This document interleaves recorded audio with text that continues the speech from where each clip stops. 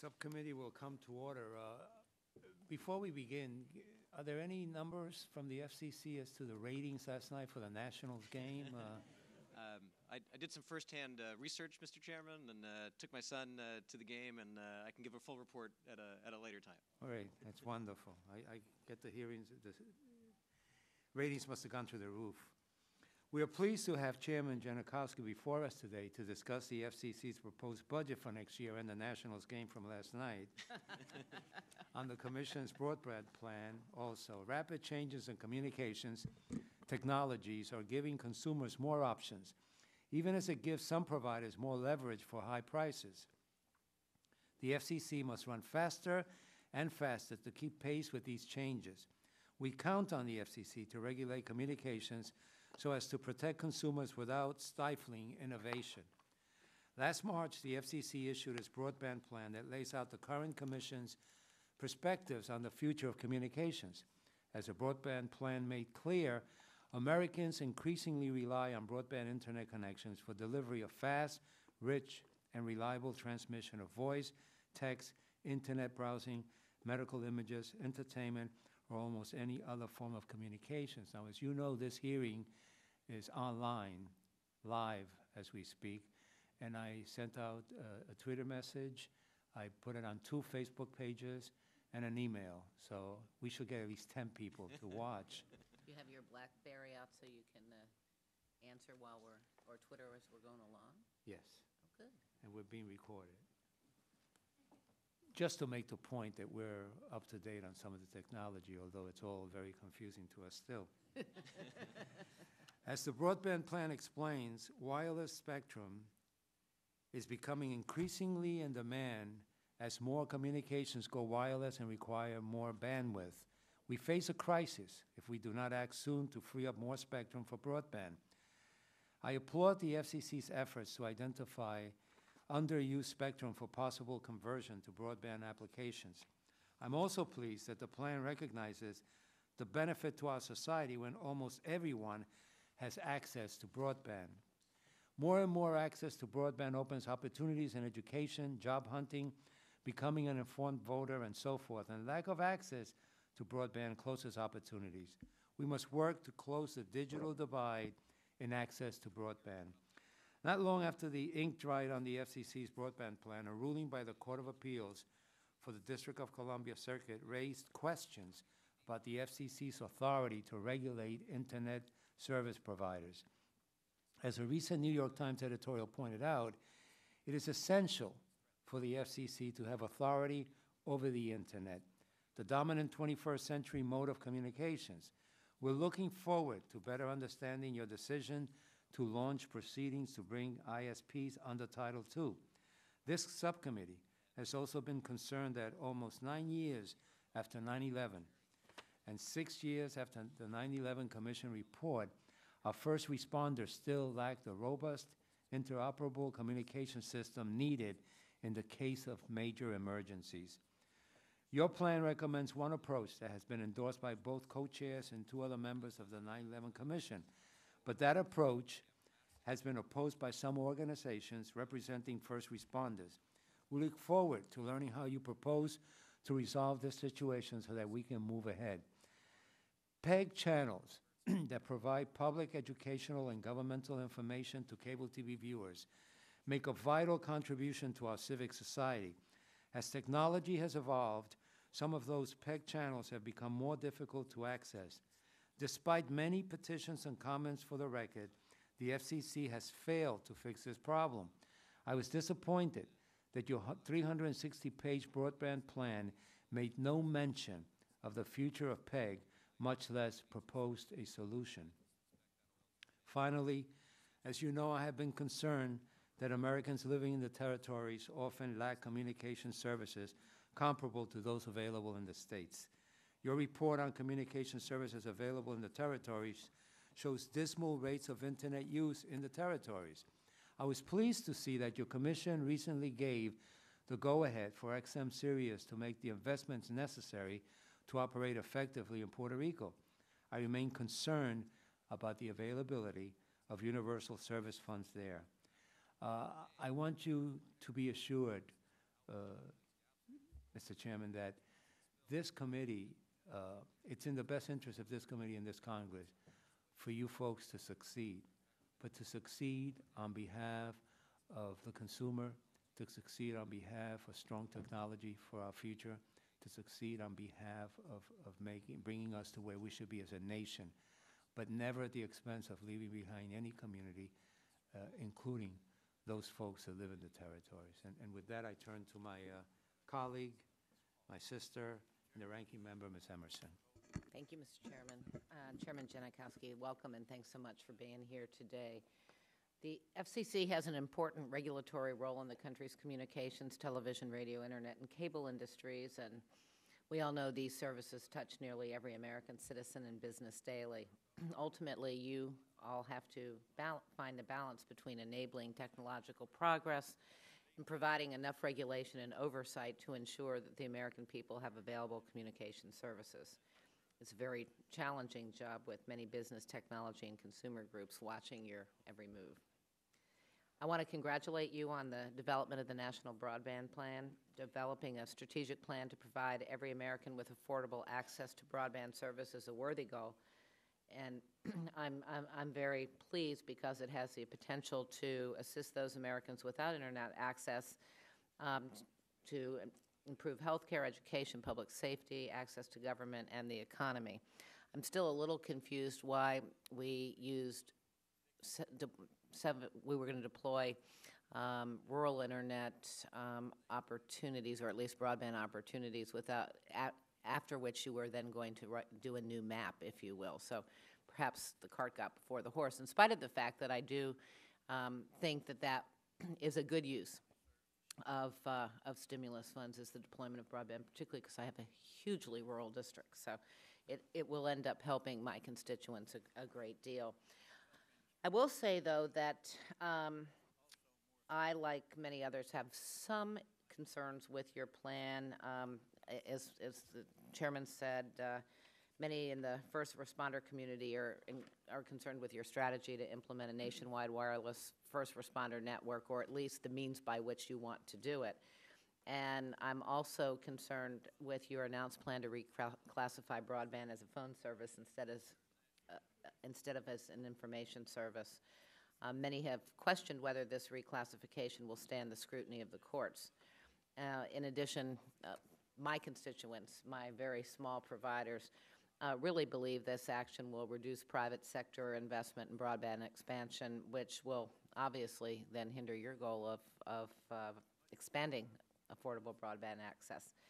Thanks for being here. Look forward to your testimony, and we will have lots of questions, I presume. Thanks, Mr. Chairman. You know the drill, Mr. Chairman. You give us 5 minutes. We'll put your whole record in your whole statement in the record. Then we'll drill you to the point of exhaustion on our part, I'm sure. Please proceed. Thank you. Good morning, Chairman Serrano, Ranking Member Emerson, Congressman Crenshaw. Thank you for being here. I'm pleased to be making my first appearance, so I'm learning the drill. But I welcome this subcommittee's oversight and input and look forward to working with you to ensure that the Commission is financially able to perform its mission and that we get good input into all of the issues in front of us. I also want to take a minute to thank your staff, Lee Price and John Martins, who have taken considerable time and effort, a very healthy working relationship at the staff level, and I appreciate that, and I appreciate their work. The FCC's mission is to promote opportunity and prosperity for all Americans through communications technologies and networks. To advance this mission, we're focused on these goals: promoting universal broadband that's robust and affordable for all Americans, regardless of where they live; pursuing policies that promote job creation, investment, competition, and innovation; protecting and empowering consumers and families; helping deliver interoperable public safety communications networks with the best technology to serve our firefighters, police officers, and other first responders, and ultimately to save lives; advancing a vibrant media landscape that serves the public interest in the 21st century; and seizing the opportunity for the United States to lead the world in mobile. The budget we have submitted will considerably enhance the FCC's ability to achieve these goals. It will help ensure that we have the staff we need with the technical skills we need to support our work to promote investment, competition, job creation, public safety, our global competitiveness in this complex communications landscape. The budget request also includes investments in technology that will enhance agency operations, particularly in the area of public safety. My written statement contains more details on this. I ask that it be included in the record. Let me briefly touch upon some key items before the Commission, and I'm sure we'll have an opportunity for a good exchange on these. First, as I'm glad both of you mentioned, Congress directed the FCC to produce a national broadband plan, and we have now done so and submitted it to Congress and the President. It includes key recommendations to transform the Universal Service Fund from supporting yesterday's technologies to tomorrow's, recovering and unleashing licensed and unlicensed spectrum so that we can lead the world in mobile. It proposes ways to promote investment by cutting red tape, lowering the costs of deployment, and accelerating broad deployment everywhere of wired and wireless networks. It proposes initiatives to foster vibrant competition and empower consumers who are often confused about this landscape. It includes a roadmap to tackle vital inclusion challenges so that everyone, everywhere, individuals and small businesses can enjoy the benefits and opportunities of broadband. And it proposes concrete ways in which broadband can be deployed to help solve many of our nation's major challenges, including education, healthcare, energy, and public safety. In April, the Commission released a detailed, extensive timetable for taking action on the plan's recommendations. The Commission has since unanimously approved 8 action items already, including a notice kicking off broad-based universal service reform. In May, we continued driving on this agenda by approving 3 more items from the plan's recommendations, a notice to cut red tape in the E-rate program, and increase flexibility for schools to better serve their communities with the funds and the technology. And order a notice to foster competition and broadband deployment by improving access to pole attachments, part of the blood and guts of this area where if we get it right, we can see faster deployment of infrastructure. And an order enabling the use of 25 megahertz more spectrum for mobile broadband. Although many of the action items from the National Broadband Plan can be further reviewed and acted upon by the Commission, a few major recommendations require review and action by both Congress and the Commission. One of the most urgent being the creation of a nationwide interoperable public safety broadband wireless network. For far too long, as you said, Mr. Chairman, our nation's first responders have lacked such a network.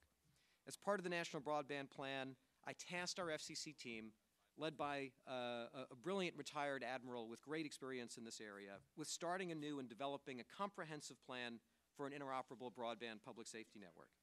The Commission staff has proposed a multi-part plan that will support the greatest benefits for public safety's day-to-day needs and provide essential redundancy and resiliency during the worst emergencies.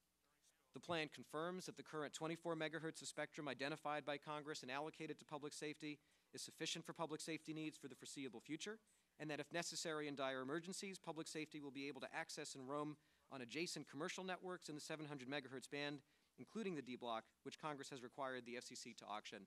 It includes specific recommendations to get our mobile broadband public safety network built during a window that's closing of the rollout of commercial 4G networks. If we can get this done now, taking advantage of efficiencies that can happen by building out at the same time, we can both get it done and save a tremendous amount of money than if we wait. Second, with respect to our goal of ensuring that the U.S. leads the world in mobile, there's little debate that our nation's spectrum needs are rapidly increasing, with demand for spectrum very significantly exceeding the supply.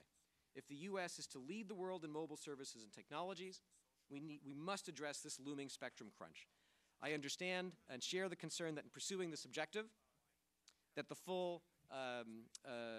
that we take full account of viewers of free over-the-air TV as we pursue what we strongly believe is a win-win-win plan to benefit free over-the-air viewers, the broadcast industry, our broadband future, and American consumers. I look forward to working closely with this committee and Congress on a mechanism for a win-win-win auction to address our mobile spectrum needs and make sure that we take full accounts of existing services like free over-the-air TV. Finally, I remain focused on the importance of broadband to our nation's economic growth, competitiveness, investment, and innovation. Huge opportunities here for the country.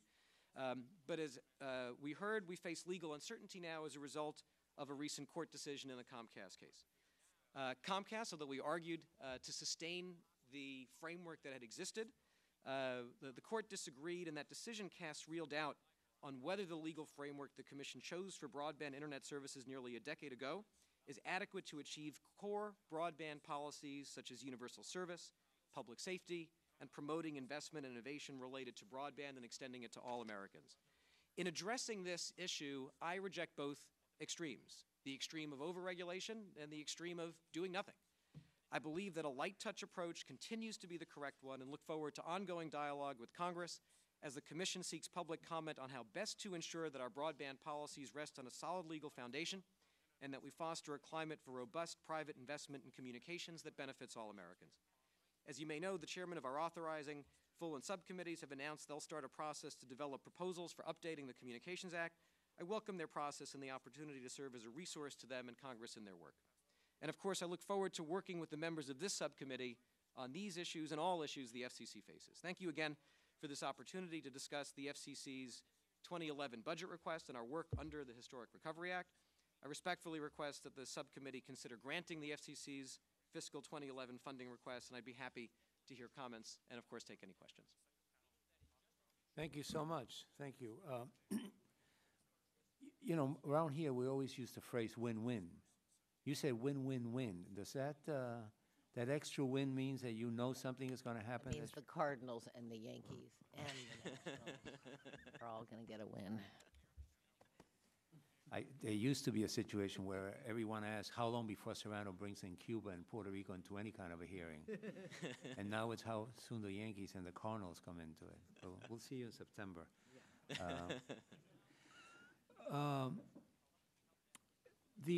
The court decision, the D.C. decision. Now, first of all, when you come before this committee or any committee in Congress, and I'm sure some of my colleagues are going to be upset with this, not in this committee, don't ever assume that members of Congress know this issue through and through, because this is one of the more complicated issues that we deal with, and I'm sure it is for you folks too.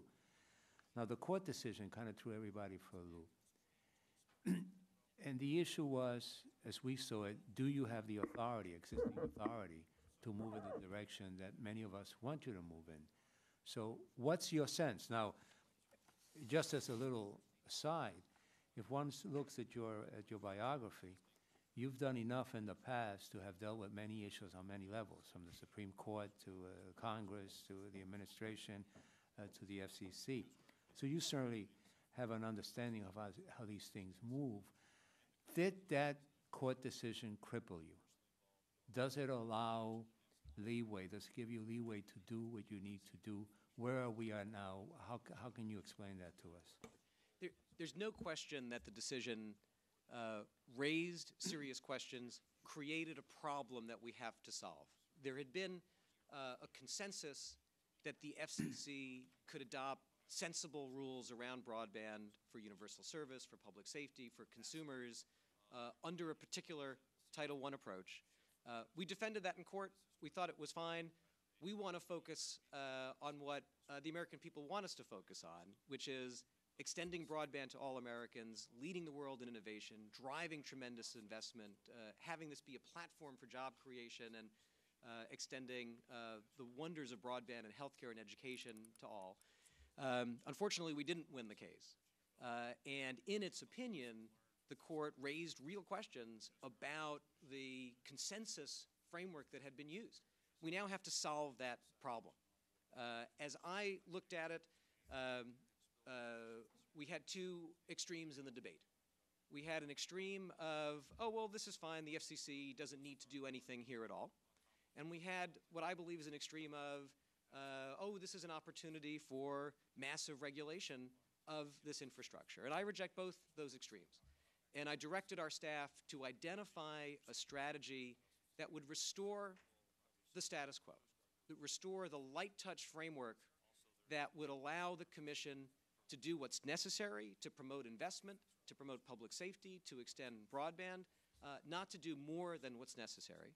And the staff developed what we've called a third way approach that's modeled on the existing approach for how mobile voice is regulated, and that we'll continue to take public comment on and discussion on, with our central goal being the litigation. The court decision created a problem. Let's solve it so that we can tackle our country's broadband needs. And how does how do other members, I mean, they're not here, but is there support on the commission for that approach? Well, I wouldn't want to speak for other Right. members. I think we have healthy debate at the commission, which is a good thing. I think each of the members of the commission has expressed their initial views. This is an issue of sufficient importance that we should have public comment, public discussion, and encourage everyone involved to roll up their sleeves with the commission with an approach of problem solving. I don't think anyone disputes that there's a problem. And I'm going to do everything I can to work with all stakeholders, my colleagues at the commission, the great staff of the commission, to tackle this and solve it so that we can focus on the core goals that I think are widely shared of promoting broadband for our economy and for solving major national challenges. And if I was to put you on the spot and say, looking forward, at what point, date-wise, can you say, we've put this part aside and we're moving on now? I mean, I know you're moving on different fronts at the same time, but we've put this issue behind us. This has been resolved. What do you see? Well, the first step is to start the proceeding, which we haven't done yet. It takes time to get it going. We'll start the proceeding. We will encourage broad public comment and input, and we'll do everything we can to solve this problem while we continue to move forward simultaneously on key elements of the broadband plan. We can't slow down. It's too important for extending opportunity to all Americans. And we've continued to move forward in the ways that I mentioned. We'll keep on moving forward. And we need to tackle this issue for many reasons, including the fact that the rest of the world is not standing still. Yeah. I'm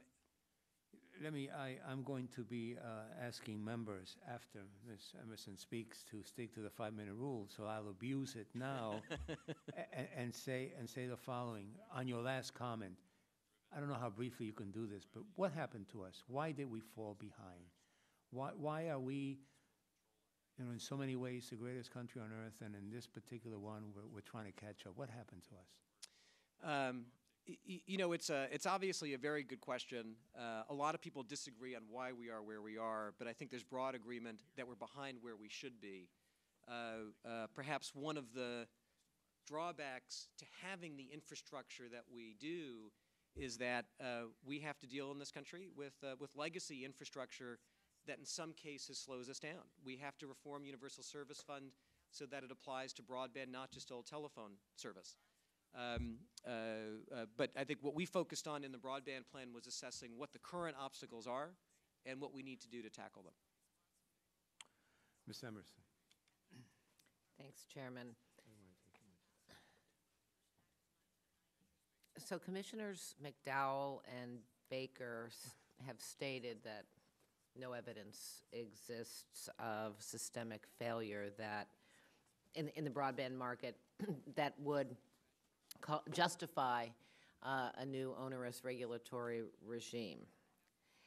So perhaps you can tell us, because we're the Financial Services Subcommittee, and generally we deal mostly with something dealing with financial services, and I will admit to not having a lot of expertise in this issue, but what, other than the Comcast case, which I actually kind of understand, what problem would be solved by increasing internet regulation?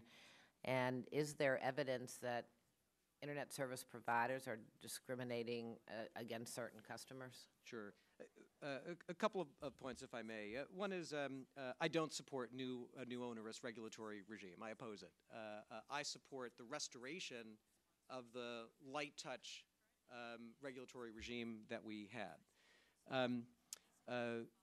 There are a couple of different issues that get talked about together here. With respect to the basic authority issue, there's a broad list of problems we have to solve, and they're detailed in the National Broadband Plan. Broadband for rural America, tackling public safety, tackling privacy, promoting investment. All of these require the FCC to have basic authority with respect to broadband access. Another issue that gets discussed in this is the issue of preserving a free and open internet.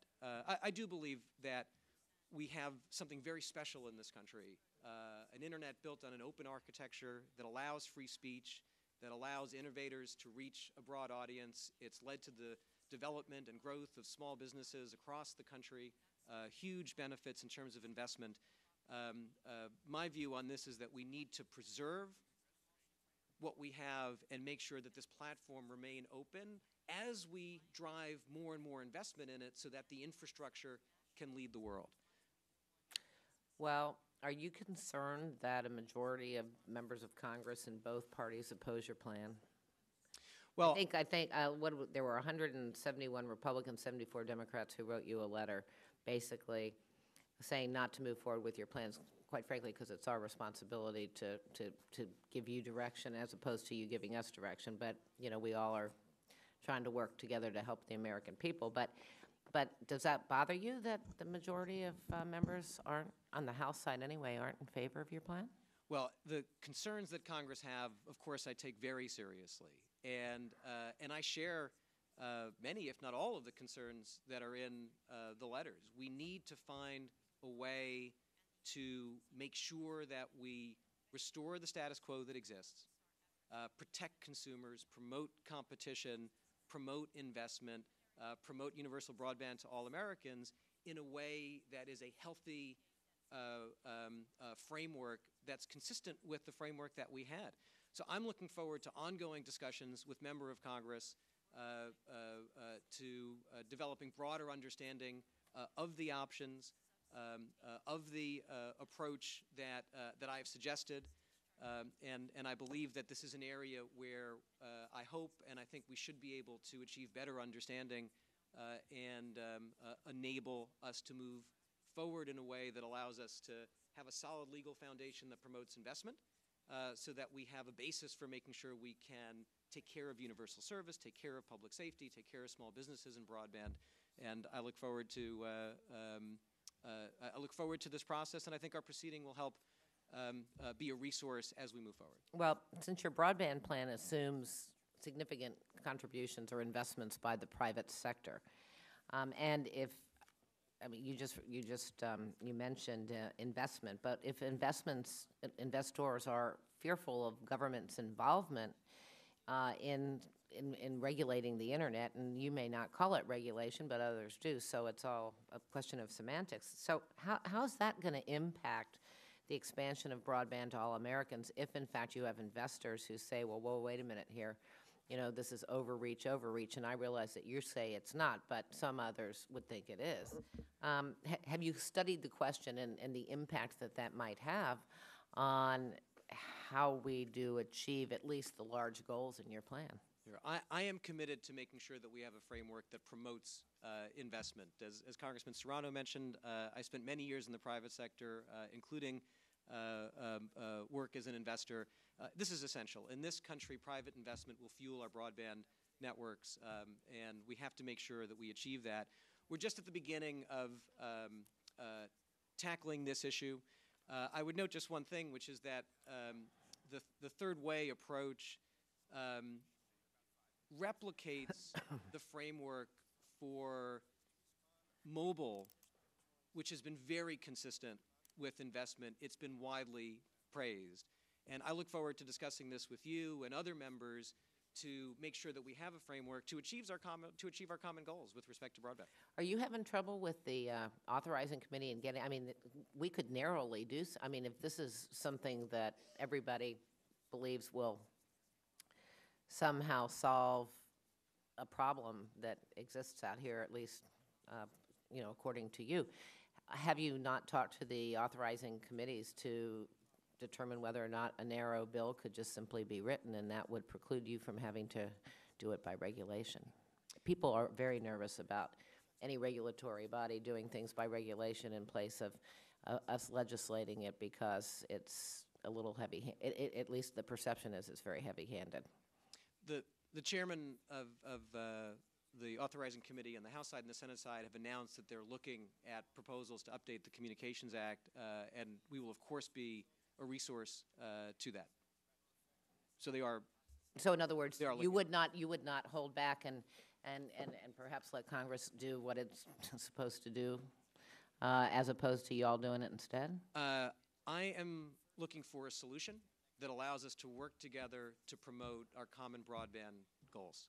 And I put on the table a solution that I believe rejects both extremes, that's modeled on regulatory frameworks that work, But I am focused on a solution, and if Congress were to provide a solution, that would be welcome. Thanks. Thank you. And now, under the 5-minute rule, with a very nice gavel in my hand, I am honored to introduce the newest member of our committee, attending his first hearing, the legendary gentleman from New York, a legend in his own time. His own mind? Congressman Steve Israel.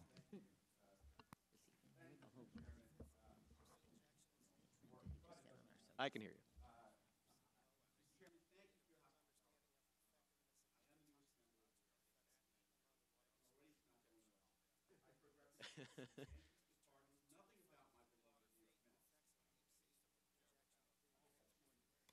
The chairman is a Yankee fan.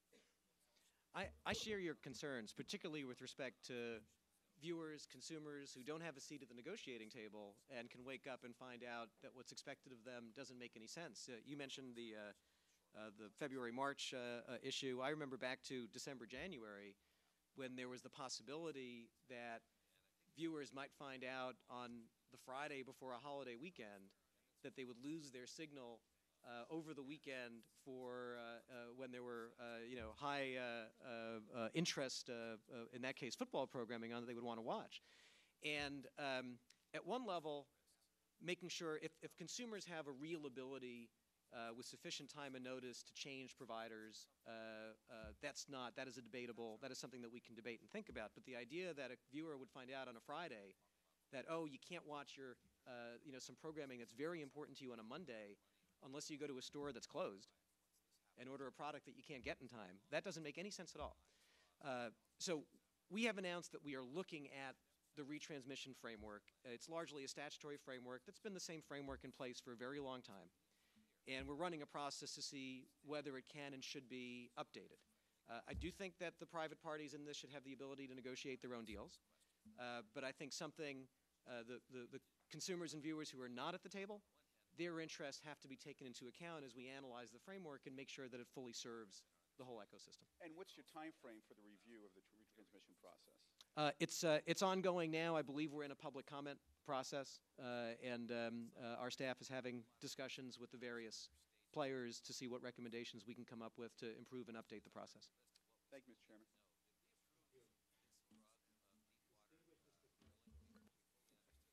Is that all you have to say, Mr. Chairman? All you get? Is that all I get? I've spent the last year and 6 months praising you. Okay. All right. El muy honrado y prestigioso señor Crenshaw. Mi español no es tan bueno para votar por mí. You know, you just lost all your conservative credentials, you know. That's right. Well, thank you, Mr. Chairman, and thank you for being here, Mr. Chairman. And one of the things that you know, when I talk to my folks back home, what drives them crazy is every time there's a problem, Washington says we'll either spend more money, we'll pass more laws, we'll implement more rules, more regulations. And I guess I'm trying to understand what the problem is that you're trying to solve. Trying to understand why, if Congress, if you have the chairman of the authorizing committee saying they're trying to identify the problem, they want to solve the problem, that's kind of Congress's role. So when I look at the telecommunications industry, it seems to be fairly innovative. It seems to be growing. There's a lot of private investment. And it would seem that I hear you saying you want to have a light touch, but it sounds like there is going to be more regulation, and more regulation is going to bring more uncertainty. And I'd like you to maybe just touch on a couple of things. One is, kind of succinctly, tell me what the biggest problem that you're going to solve, that, or maybe Congress is going to try to solve as well. Tell me why it's important that you solve it through rules and regulations before Congress has a chance to solve it through input from their constituents, et cetera, more accountability. And then third thing, maybe, can you tell us, because this committee is interested in the money that we're going to spend, what kind of expenditures are going to be necessary if you put in place whatever rules and regulations you think you're going to put in place? You would seem to mean you're going to need more people, which would cost more money. So, you know, and I guess you're also going to face a bunch of lawsuits and things like that. So can you highlight that as quick as you can? I know it's probably not that easy to do quickly, but help me understand those three things. Sure. First of all, I have been, and the Commission has been, very transparent over the last year on what policy objectives we believe need to be pursued to advance our broadband goals as a country. I think a greater level of transparency and openness about that than anyone remembers. Now, is that the problem? There's not enough transparency? Transparency at the Commission? No, I don't think that's the problem at all. What the court decision did and our reaction to it doesn't change at all, not one bit, the policy goals that we've articulated in terms of getting broadband to rural America and all Americans, dealing with public safety issues, addressing basic consumer protections. Nothing changes with respect to our goals. What this uninvited, undesired court decision does is it forces us to look at the legal foundation underneath it, to go into the basement and say, all right, we need to do these things for the country. They really matter. But even though we liked the structure that existed, the court told us, you got to go into the basement and fix the foundation so that what you're doing for all these other things stands up. That's what we're trying to do. So that's the problem, I guess. That is the issue. Okay, the problem is you got to, and is that not being done now? Well, that is the process. We believe we have an obligation at the Commission to say, look, this court decision came down. It raises questions. We need to have a public, open, transparent process to identify what to do going forward. A lot of other people are looking at it, and I encourage that. This is an area where it's in our national interest to have all stakeholders come together, roll up their sleeves, get into the basement, get their tools out, and fix this. So and what needs to get fixed? What's the big problem? Sure, you got goals, you got objectives, and some of them being, I guess, are accomplished. But is there one big thing that is not, that you got to fix? Sure. Well, in terms of the legal foundation, the court said, hey, your foundation is broken. We need to go fix it. With respect to the broadband policies and objectives, transforming the Universal Service Fund so that we can extend broadband to all Americans, a vital thing we have to fix. Is that not being done now? No, it's something that we're working on very, very hard. The court decision raises questions about the legal basis on which it can rest. None of us want us to spend a long time working together to build consensus for universal service reform and then have the court say, oh, you weren't listening. We told you that you can't rest it on this part of the Communications Act. Okay, if that's the big problem, all right, now, so you're working on that. Why are you working on that and not Congress working on that? Well, I think we have an obligation as the agency that administers the Universal Service Fund to work on it and improve it. We have obligations with respect to public safety, obligations with respect to basic consumer protections. And as I said, all of these policy goals have been very transparent and open, and nothing about the litigation or this process that we're dealing with now to deal with it affects our policy goals, affects our desire to have light touch regulation, to promote investment, to cut red tape, to focus on consumers' real needs, to focus on broadband. But won't you end up with more regulation? No. So you might actually reduce regulation. Your new rules might be, you know, less restrictive than the rules you have now? Our goal is to go into the basement, fix the foundation, so we can continue to work on exactly the same house that we've been working on, and do that in a spirit of bipartisanship and consensus and the global competitiveness. And what do you think the Congress's goal is? I'm not sure that I'm not sure. Wouldn't they be working on the, I assume that Congress is going to, I don't sit on the Energy and Commerce Committee, but I assume somebody there is, as you say, that the authorizing committee chairman are talking about, you know, fixing the telecommunications industry or rewriting laws or whatever. Are they kind of, is that a mutually shared goal they have with you? Yes. I mean, I wouldn't want to speak for other members of Congress, but we work closely with our authorizing committees and have great respect for the chairman of those committees. So why don't you wait and let them do it? Is it that urgent? I think success in broadband is urgent for the country. I do believe that. Okay. Thank you, Mr. Chairman. Thank you.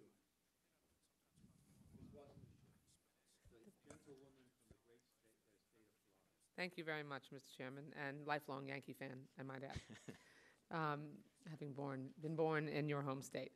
I'm going to be the fly in the ointment among the members here and tell you, and not be afraid to say out loud, that I don't really have a problem with your move towards light touch regulation, and I'm very interested in seeing what benefits to the consumer we might have. I mean, we've been struggling with issues related to the internet, like net neutrality, like how to make sure that we decide how much a company should be able to restrict access to a piece of the network, or control a piece of the network and package that and sell it.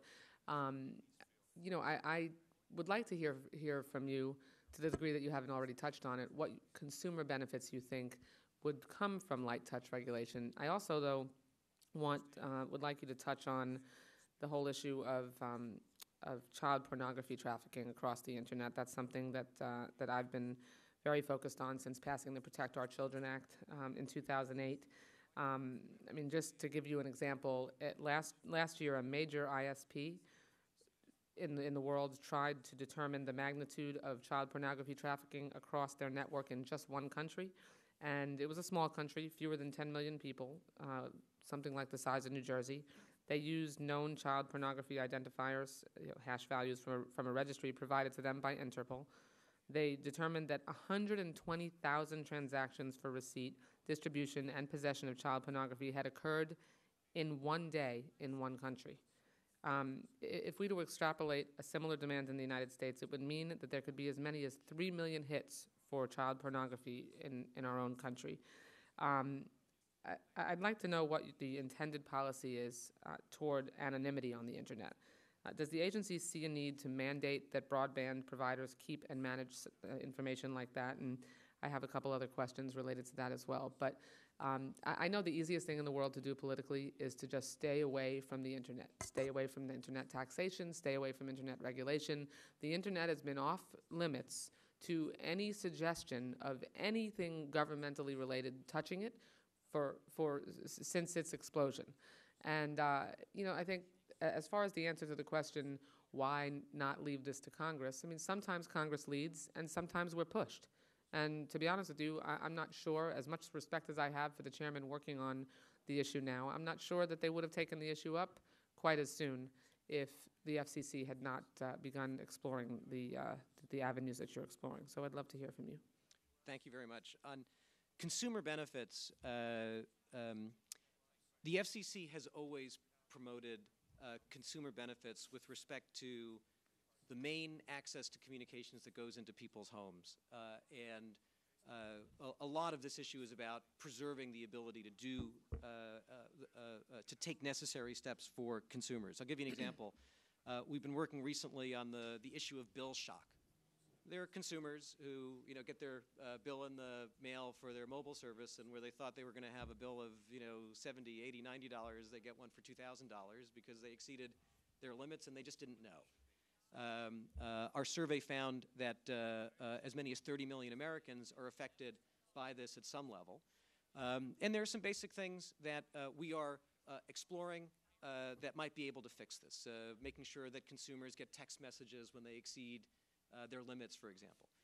Number one. Number two, I believe that information technologies actually provide a whole new range of opportunities to address consumer confusion, deal with basic consumer issues in a way that is lighter touch and more beneficial in the past, because it's easier now to put in front of consumers of broadband access services information that will help them understand their speeds, their services. We found in our national broadband plan that the speeds that consumers actually get for broadband are about half of what's advertised. Well, there are things that we ought to look at with respect to transparency rules that make it clearer to consumers. All of these issues are tied up in, do we have basic authority to adopt sensible rules with respect to broadband access? With respect to preserving a free and open internet, I believe that's a huge consumer issue. The ability of consumers to have choice, to access services that they would like.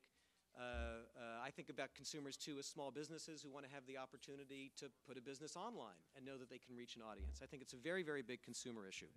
To your child pornography point, I would say that that focus is about lawful content and services.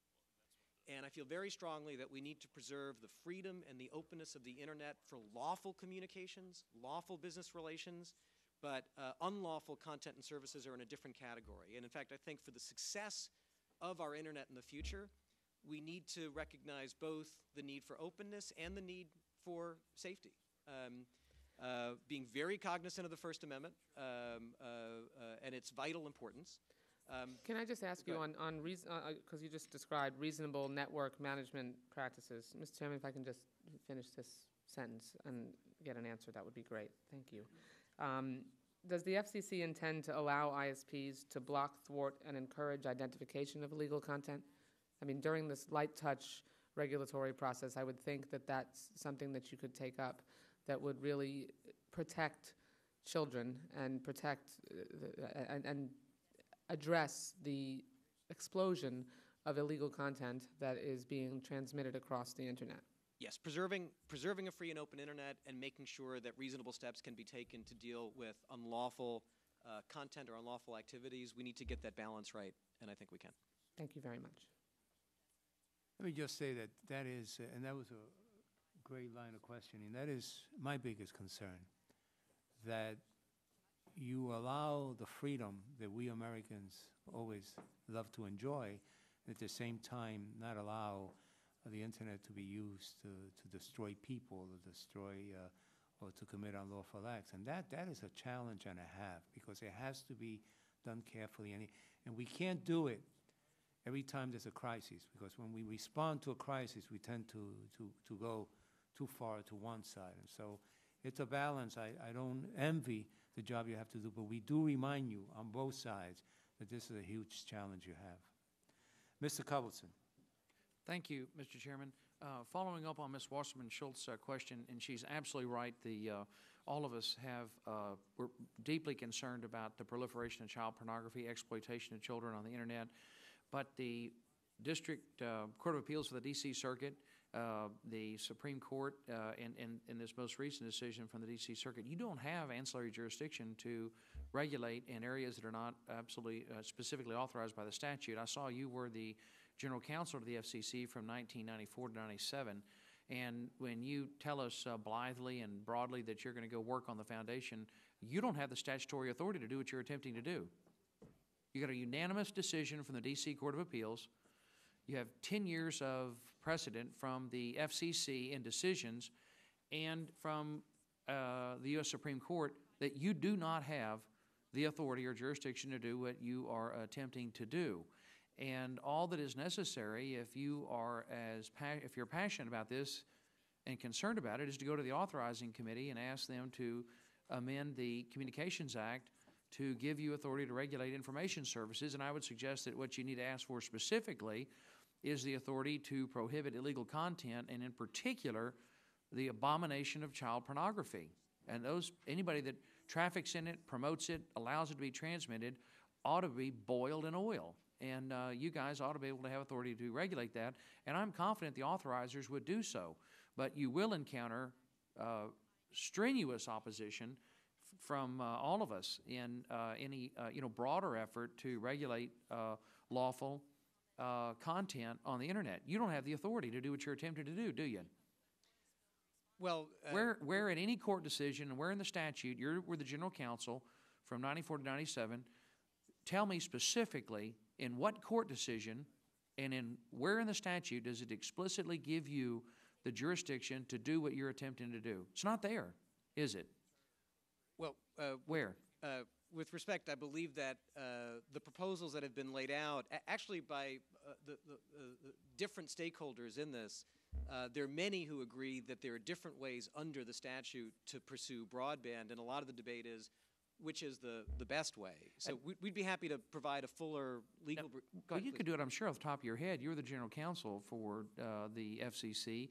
You're an attorney. I'm an attorney. Tell me specifically, just tell me, where in the statute, what court decision is it that gives you the authority to attempt to regulate the internet in the way that you're attempting to do? I don't see it. It's not there. Can you tell me, as the former general counsel and the chairman, where in the statute and what court case gives you that authority? Just one correction. I wasn't the general counsel. I was chief counsel to the chairman. Same thing. But yes, nevertheless, the third way proposal would go back to the definition that the FCC had of broadband access providers as telecommunication service providers, the people who provide the pipes into your home for broadband access. You would just issue a regulation that says they're telecommunication. The Commission had that in place in the past, and then it adjusted that, and I think lawyers would agree we have the discretion to adjust it. Ancillary jurisdiction is what you're talking about. The D.C. Circuit said you don't have ancillary jurisdiction, and you would also be reversing 10 years of explicit decisions from the FCC classifying the internet as information services, not telecommunication, right? Well, if I could, there are people who believe we continue to have ancillary jurisdiction after... Despite the court decision. Yes, but by the way, those are some of the carriers who would urge us to continue moving under Title I. With respect to whether the classification of broadband access can be changed, there are many, many lawyers. Our general counsel currently at the agency believes that it is well within Supreme Court decisions and circuit decisions to adjust that classification. Forgive me, my chairman's and he's correct with the 5-minute rule, and I will have follow-up. Harry Truman used to say he always wanted to meet a one-armed economist, so they couldn't say on the one hand and then on the other hand. There are always lawyers that can tell you that no matter, despite this mountain of Supreme Court decisions and this most recent explicit Court of Appeals decision, that you do not have ancillary jurisdiction. And despite all these decisions from the FCC over the last 10 years that you don't have the jurisdiction or authority to regulate the internet, we're just going to do it anyway, is what you're telling me. No, sir, that's not what I'm telling you. I'd be happy to well, discuss sure. it further. We're not going to regulate the internet. Let me just ask you again, where in the law, what statute specifically gives you this authority, and what court case gives you this authority explicitly? When you've got a unanimous opinion from the D.C. Circuit that says you do not have, quote, untrammeled freedom to regulate activities over which the statute fails to confer you that authority. You don't have the authority. All you need to do is go to the authorizing committee. Go to Mr. Waxman. As Ms. Wasserman-Schultz suggests, child pornography is vile. I mean, you ought to go in and just ask for authority to regulate illegal activity. You'd get it. Ask for the authority. You don't have it in statute. You don't have it under court cases. Do you? Tell me the case. With respect, I believe we have authority. Where? Under Title II. Many people believe we have authority under Title I. Okay, tell me the provision Title II where? applies in what part of the statute? Various I've got it right here.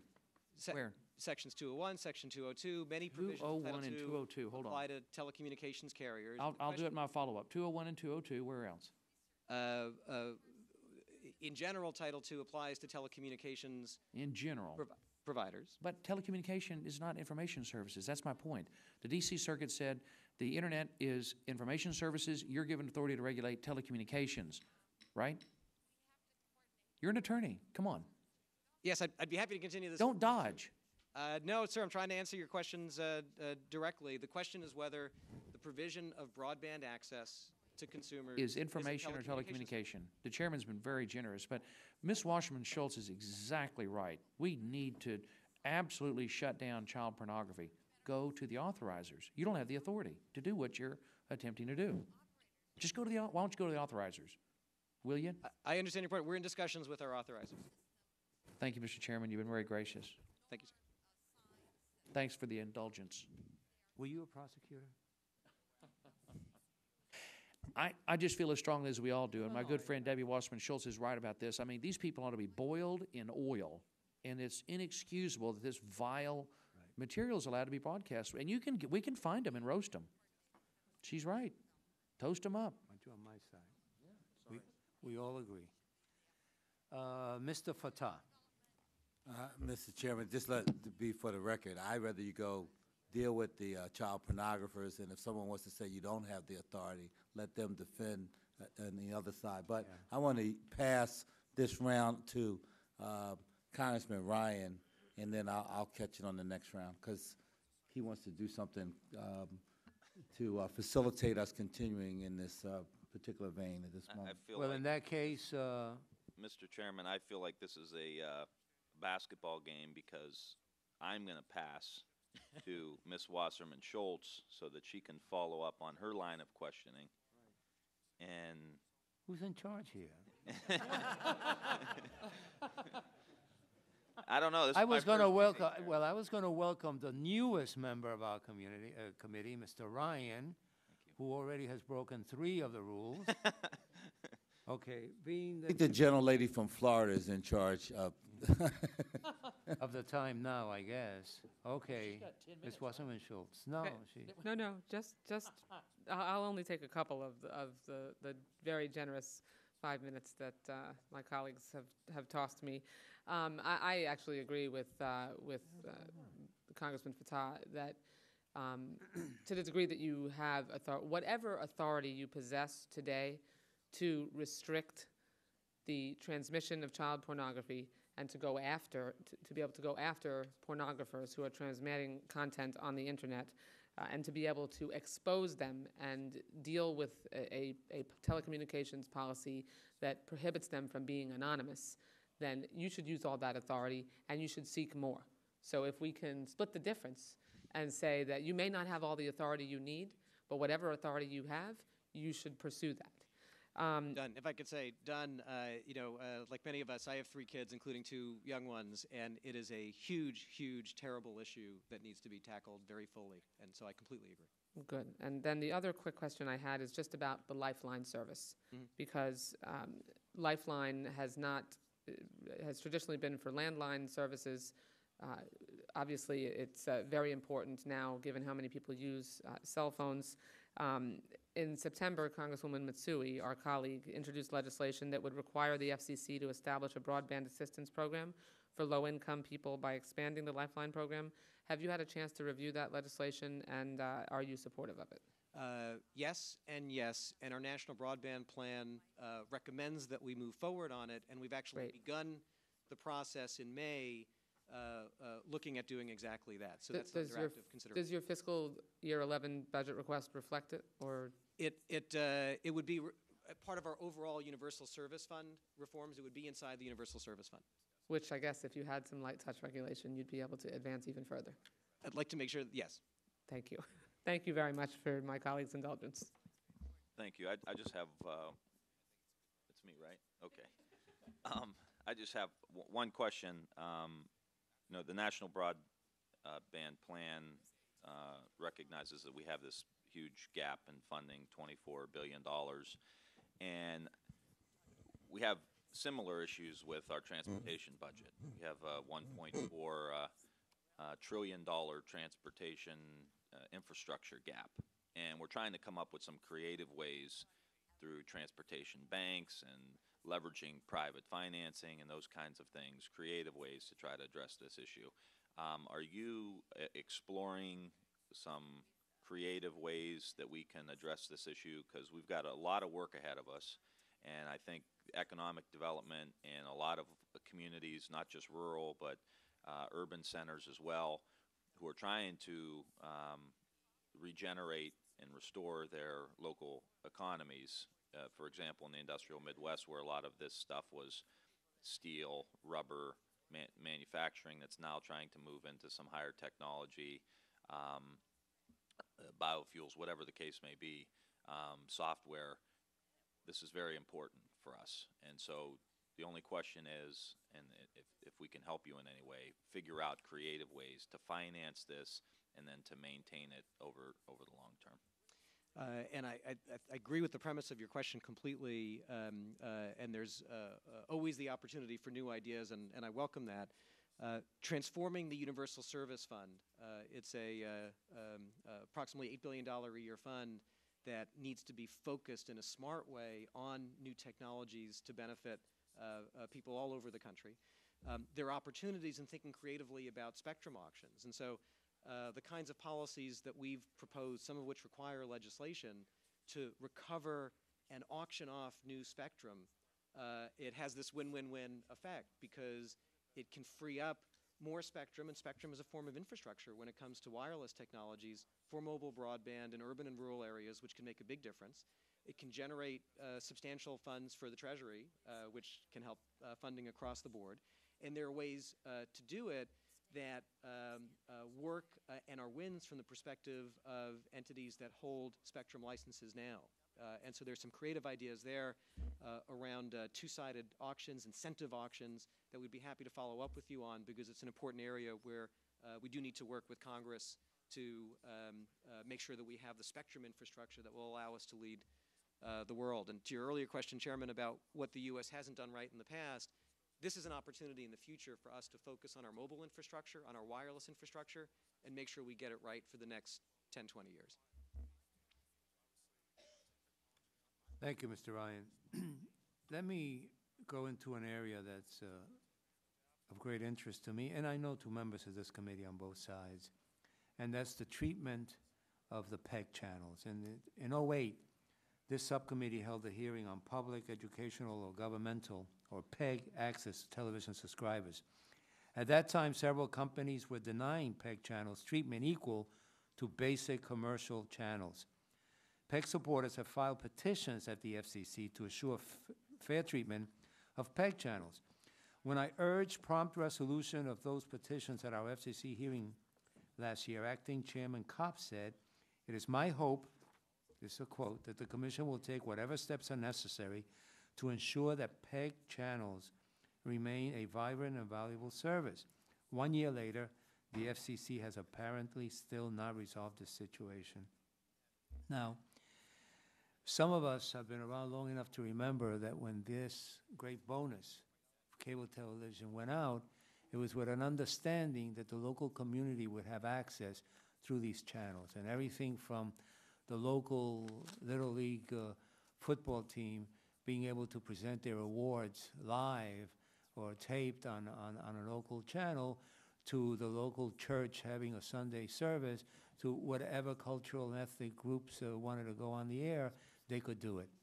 And what's happened is that more and more, the people are making it hard for them to function. And in some cases, we hear stories out on the West Coast and other places where the channels now have moved from the first 15, 20, 30, 50 channels to channel 800, and it's a drop-down menu and making it almost impossible for you to get. Now, I think eventually, as we begin to trade off support, as we always do, you know, where you have some issues that you want Congress to support you and Congress needs for you to do something, this little issue of PEG channels may become a very difficult issue, because on both sides, people support the fact that there's this public access and it's important. So before I ask you what's happening, I'm telling you that this has to be dealt with fairly and strongly.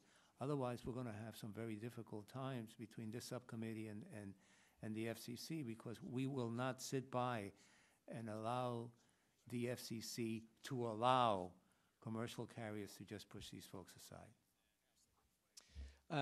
I appreciate the question.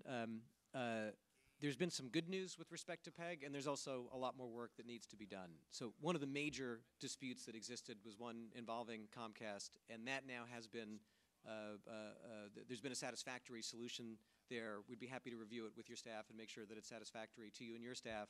But our understanding is that the PEG community is satisfied with how that was resolved, and that obviously involves many communities across the country. There's at least one other major provider where there is an ongoing dispute. It has not been resolved, and I can assure you that we will go back and make sure that it is on a track toward resolution. Now, do you feel that there is a concentrated effort to move them off the bands, if you will? Is this indifference by the major carriers, or is there a plan here? Well, I don't know that I'd be comfortable characterizing their points of view. The issues tend to come up, as you know, in conversions to digital, and sometimes the conversions are done to digital transmission of video services in a way that leaves PEG behind.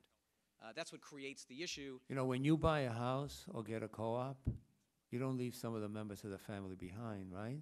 You move them all to the new place and you all celebrate.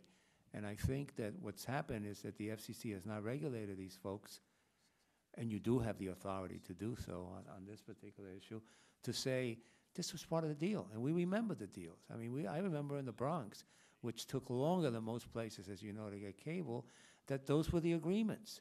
Now, they've done pretty well there, but in some places, they're totally forgotten.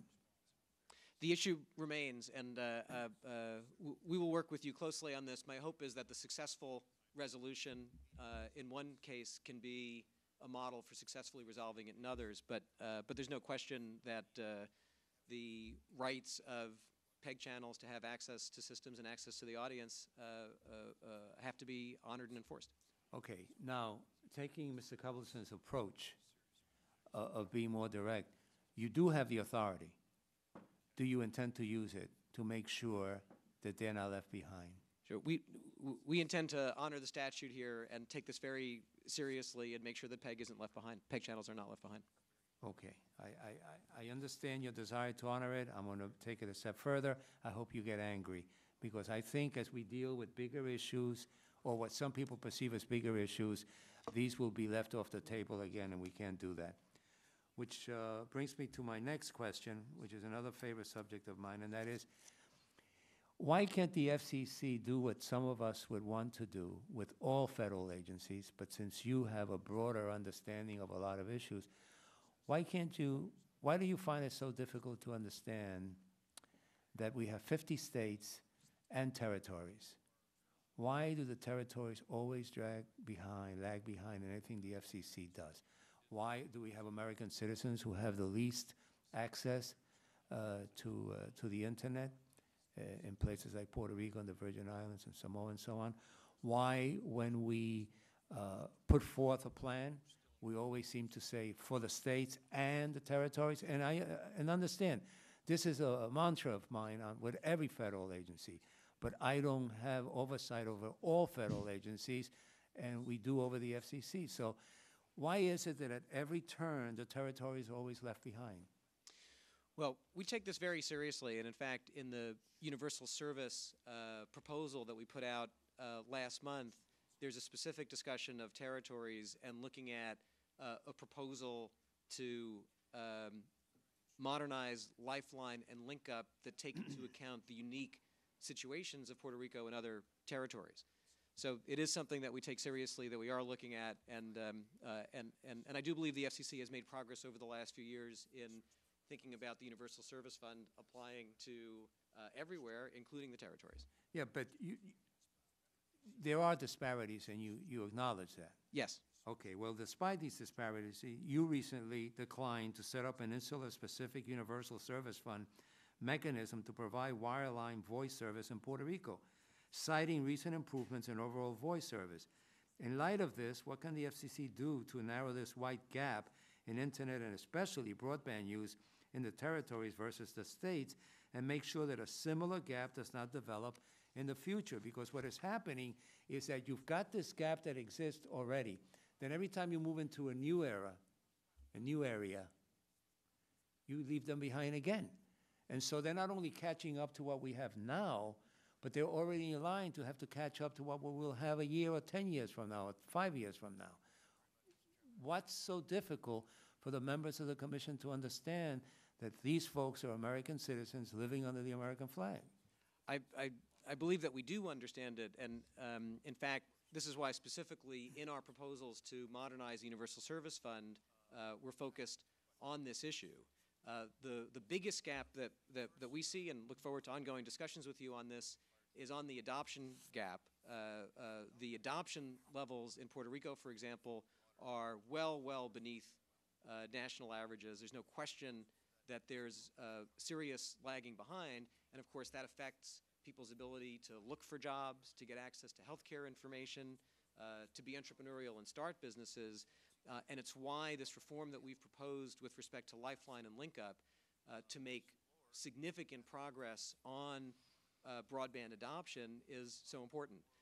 On the deployment side, we're looking at both wireline deployment and wireless deployment, and we'd like to see progress on both because they're both essential to participating in our economy, connecting with family and friends. And so we hear you on this. It's very important. I think the Commission is paying very close attention to this. Okay, in closing, before I turn to Ms. Emerson, let me do a combination of Mr. Fatah and Mr. Cubberson. Sure. Assume you have the authority. Assume you have the authority.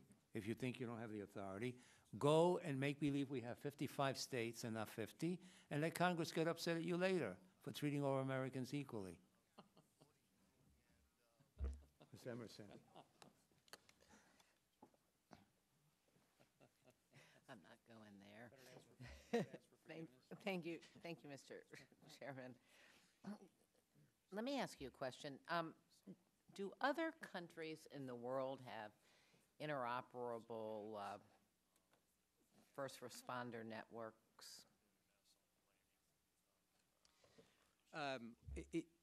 It varies from country to country. We'd be happy to get you detail. Our military has better interoperability than our first responders, and one of the things that we've been trying to do is increase the best practices, the information, the knowledge that go from our military being able to solve some of the interoperability issues to our first responders, and I think that's an area where we can make progress. Well, but I'm asking you, is there another country? I mean, are you aware of any other country in the world that has an interoperable network for public safety folks?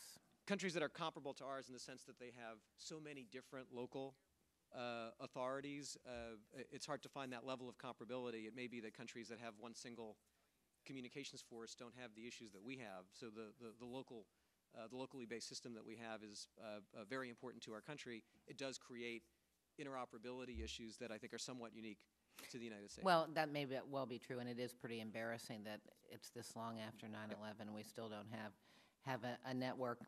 And as a matter of fact, even after Hurricane Katrina, within the military itself, active duty folks had a pretty darn good interoperable system, which has been much improved even since then. But the Guard and the National Guard and the Reserves couldn't talk to the active duty folks. And I don't know if that's been fixed since then, but it was very apparent during Katrina that they couldn't even do that.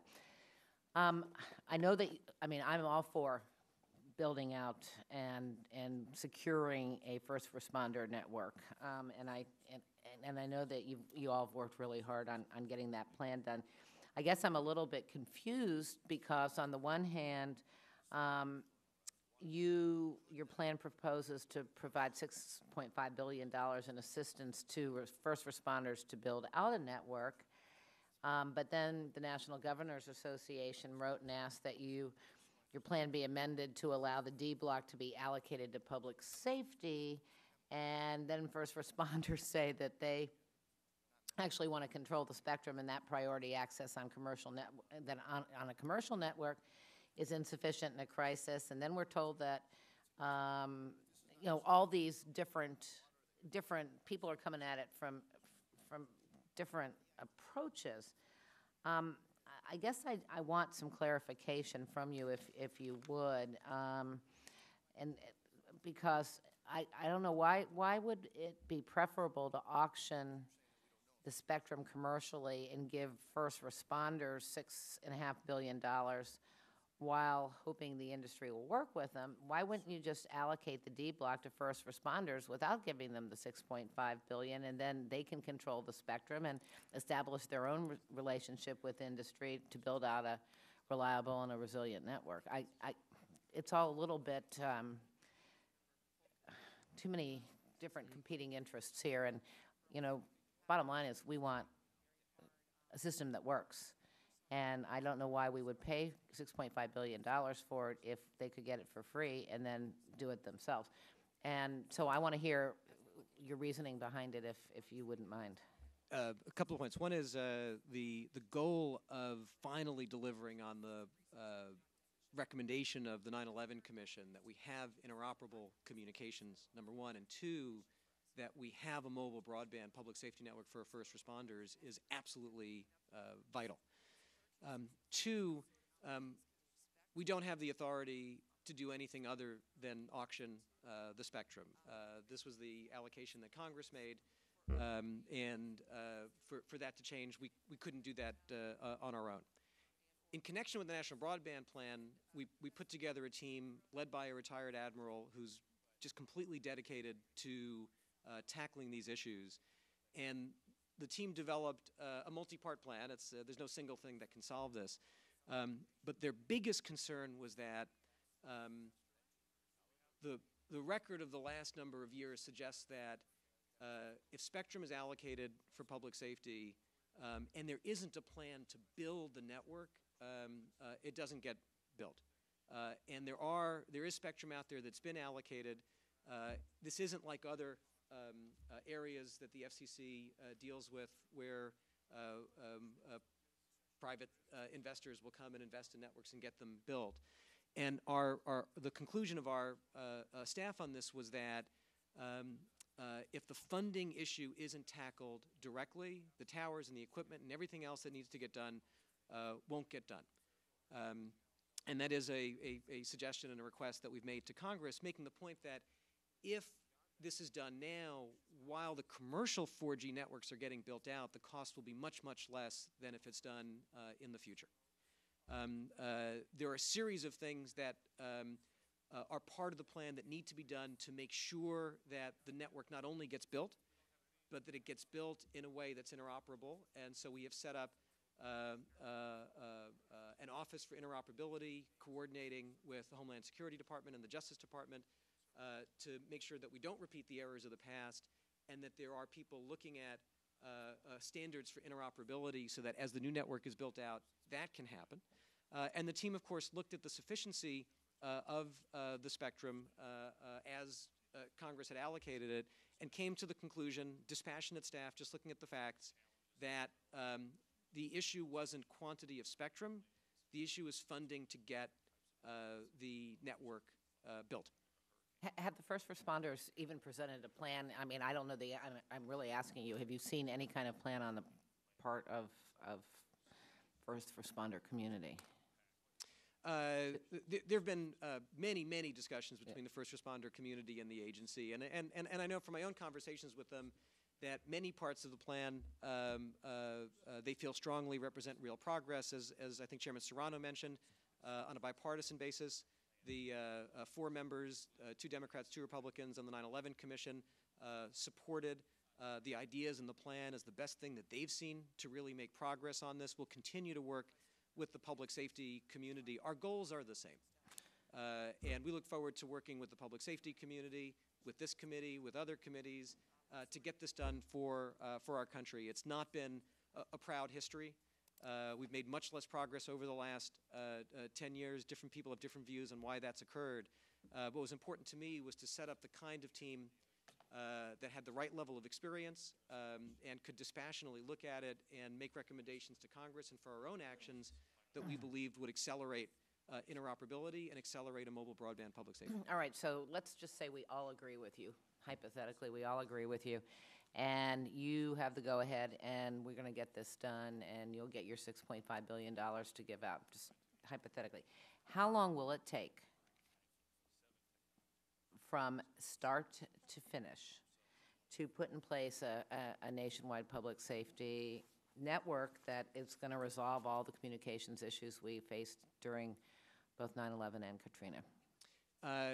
Two answers. Several years, and I'd be happy to get back to you with something more specific.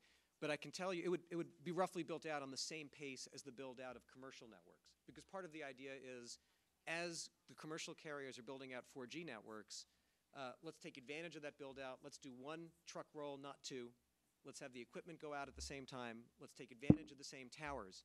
So the pace would be the pace that's driven by the commercial build out, and the costs would be much less than if we didn't move forward on this, allowed the commercial networks to be built out, and then came back and said, okay, now let's do another set of truck rolls to put in the equipment for public safety.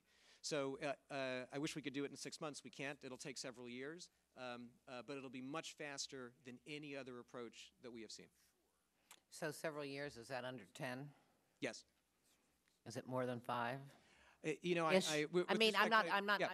and I'm not going to hold you to it, but just to give us a sense of, because we already have this other broadband deployment in place. I mean, I'm happy to get edge in my district.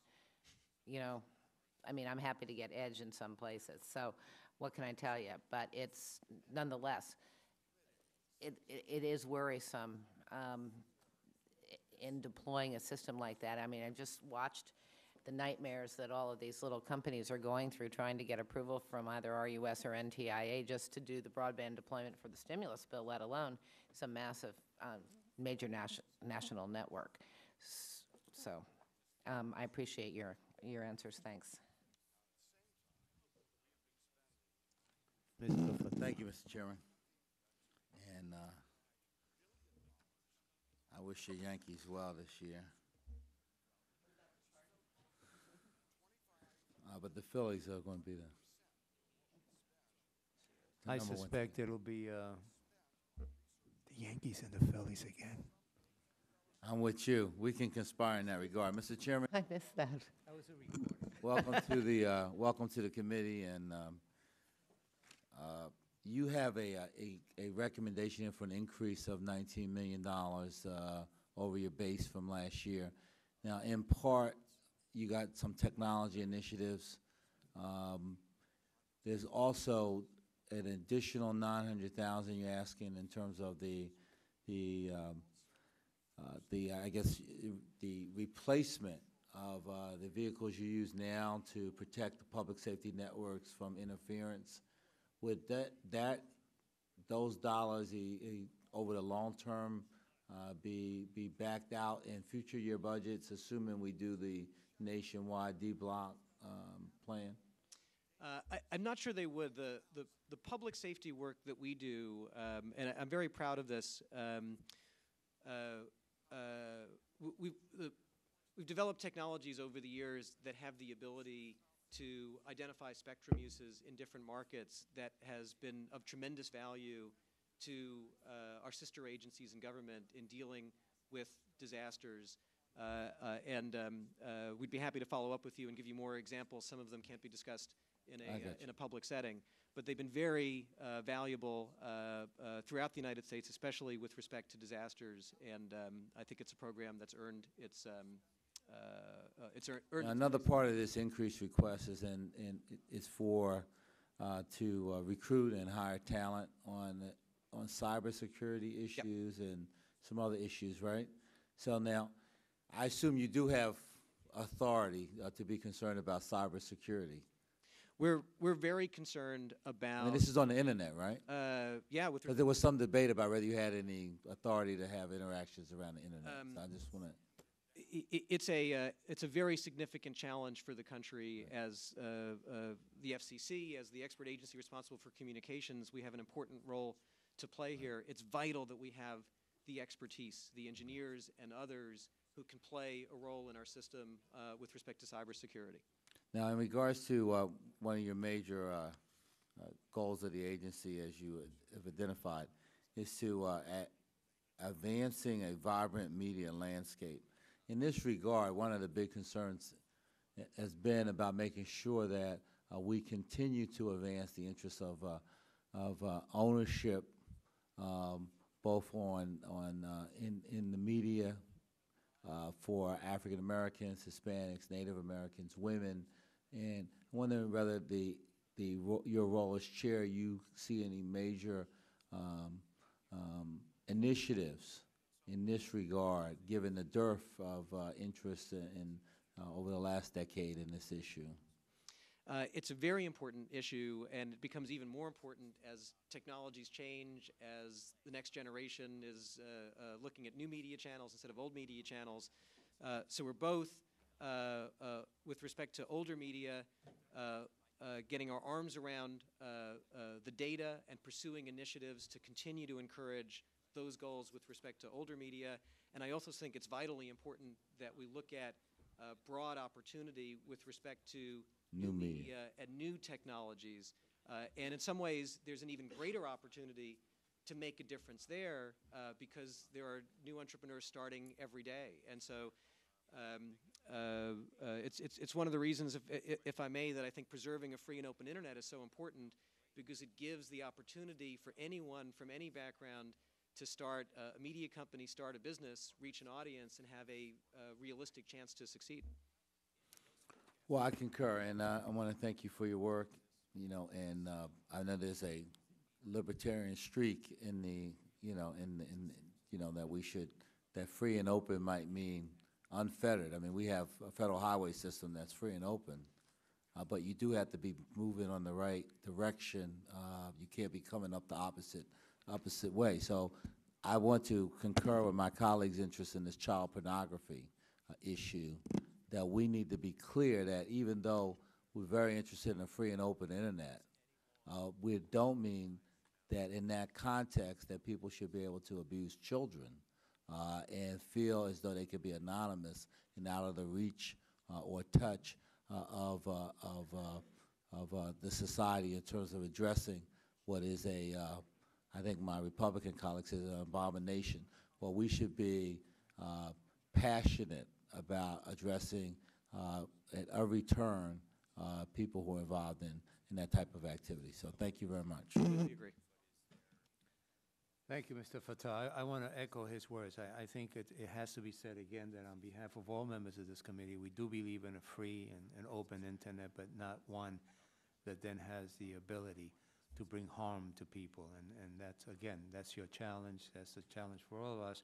But it's clear that as he says, you can't use the highway going in the wrong direction. You shouldn't use the internet. Absolutely. We have free and open commercial markets in our regular business, and we enforce the hell out of our child pornography laws, and that should be the same approach with respect to these new technologies. It's vital. Mr. Covers. Thank you, Mr. Chairman. If I could throw out an idea that would allow you to very rapidly permit interoperability of our first responders and law enforcement, and I don't think it would cost much money, if any, and that would be to authorize the television broadcasters to use authorize them to use the currently unused part of their digital spectrum. Let them become internet providers. If you authorize television broadcasters to function as internet service providers, they can use the digital spectrum they currently broadcast on, large portions of which are unused, to sell that spectrum to the public, number one. And number two, you could simply also require them, as they do, they have to carry public service messages and broadcast PBS, for example. It would be probably within your authority under the statute to authorize the television stations to provide a certain piece of that spectrum to the law enforcement community. And then you'd have instant interoperability. The whole country's got television service, and the towers are there, the digital broadcast is there. That would work. And it's there, and you don't have to do anything other than change the rules in the marketplace to take care of it, right? Those are issues that we look at. There are some challenges. Broadcasting is it's a one-way medium, big towers transmitting in one way, and converting that infrastructure to something that works for two-way communications on a nationwide basis is, I wish it were easy. Sure, but the marketplace should solve it. I mean, if you authorize, I guarantee I've talked to the television people about it, because it occurred to me when I was looking at what they were doing they've got big gaps. They've got big areas of the digital spectrum they're not using. I'd throw that out as an idea. Number two, I know that Puerto Rico and other has cellular phone service, has television service.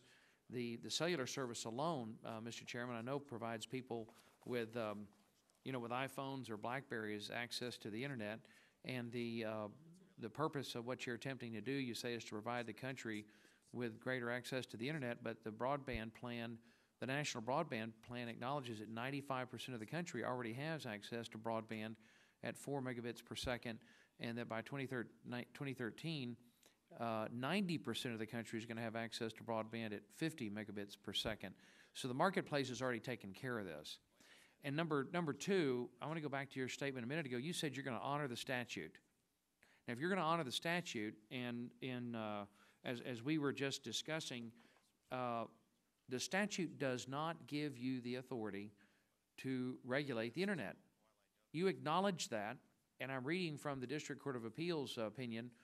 In this case, the FCC does not claim that Congress has given it express authority to regulate the internet. You acknowledge that. It was stipulated. And you're an attorney, you know what that means. You didn't even contest it. By the way, you did not even appeal this decision to the U.S. Supreme Court. So, Mr. Chairman, Chairman Serrano, the FCC stipulated in federal court that they do not have the authority to regulate the internet. And when the District Court of Appeals said you don't have the authority to regulate the internet, they didn't even appeal that to the Supreme Court. They didn't even appeal it. So what they need to do is go to the authorizers and ask for statutory authority to do what you're attempting to do. The Commission, Mr. Chairman, Chairman Serrano, and I know you know this, Chairman Genachowski, the FCC has ruled that the internet is not a telecommunications service. You've ruled that it's an information service. They simply don't have the authority, Chairman Serrano, to do what they're attempting to do, and it is not within the jurisdiction of this committee to fund unauthorized and, in this case, specifically prohibited activity. So therefore, Mr. Chairman, I don't think we need to have, part of our bill needs to say that none of the funds appropriated by this act may be used by the FCC to regulate the internet, because it is not authorized by law. I would repeat my question. Tell me, show me where in the statute, Mr. Chairman, you have the authority to, if I could, you'll have another. But you've asked this question several times. But he can't answer it, Mr. But that's fine, but we don't badger witnesses. No, sir, I'm not attempting to badger. I need to make the point to the committee, Mr. Fatah and Chairman Serrano, and this is really important, that the FCC stipulated in court they don't have this authority. They didn't appeal it to this. When the District Court of Appeals said you don't have this authority, they didn't even appeal it. So they've acknowledged you don't have statutory authority to regulate the internet. Well, I understand that, but I know what you're trying to get at, but why don't you let him answer the question? Yes, sir. And the question would be, where in the statute do you have the authority to regulate the internet when you stipulated to the D.C. court you don't have this authority? And I just looked at Title II, Section 201. That talks about communication services. These are the duty of every common carrier to furnish communication services and to hook up other carriers. And then Section 202 of Title 47 U.S.C. again deals with communication services. That does not give you the authority to regulate the internet, and you stipulated in Court of Appeals that you do not have the authority to regulate the internet. And the standing rules of the FCC say you do not have the authority to regulate the internet. So my question is, where explicitly in statute or rule do you have the authority to regulate the internet? So if I may, it's been a long time since I've been a practicing lawyer, so I would say a couple of things. One is we have a great experienced legal staff at the FCC, and I would refer you to a long explanation of the legal issues that our general counsel has written. If I could attempt to summarize some of it, the question of does the FCC have the authority to determine not that the internet, but that providers of broadband communication services are providers of communication services under the provisions you mentioned. I I believe, one, that they do, and that the Supreme Court in the Brand X decision and other decisions confirms that we have the authority to do so. But we'd be happy to provide a legal briefing for the committee.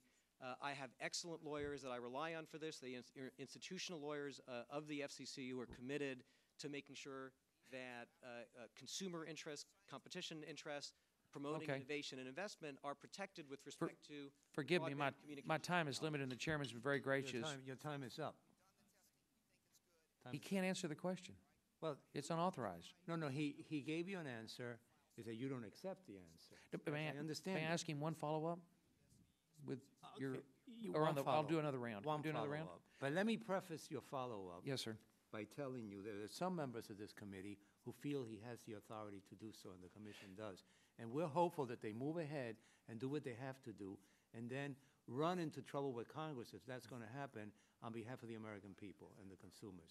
That's a good confrontation that I'm willing to be supportive of on the commission side. I don't want them to sit around waiting to see if they have when they feel they have it, and many of us feel that they have it and should use it. You're very gracious with the time, Mr. Chairman, and I do appreciate it. You're a gentleman and a scholar, and it's fun working with you. I really mean it. I appreciate the extra time, but I want to make sure Mr. Chairman Serrano and the committee members understand that the FCC stipulated, you would agree, Chairman Genachowski, I'm quoting from the District Court of Appeals opinion, in this case, the FCC does not claim Congress has given it express authority to regulate the Internet. That is your position in court. You did not appeal it to the Supreme Court, and you do not have and have never claimed in court that you have the authority to regulate the Internet. Isn't that correct? It is not, sir. I'm quoting from the opinion. I understand. We will provide you and the other members of the committee a full legal analysis. We'd be happy to discuss it on an ongoing basis. But as I tried to indicate, I think we disagree on these legal points, and I do have excellent counsel at the FCC that's focused on these issues. They did not claim it. Okay, Just let me like- just say something, because we're talking about one, we're talking about the internet. Otherwise, we're talking about reclassifying the transmission component of broadband, and so we're talking. I mean, it's not necessarily the same thing. So I just raised that as a question, Mr. Chairman. as a point of refereeing. Right. Thank you. We don't always claim what we think we are. You're the greatest member of Congress. You don't claim that all the time. Not all the time. Okay. Mr. Fatah, you wanted to...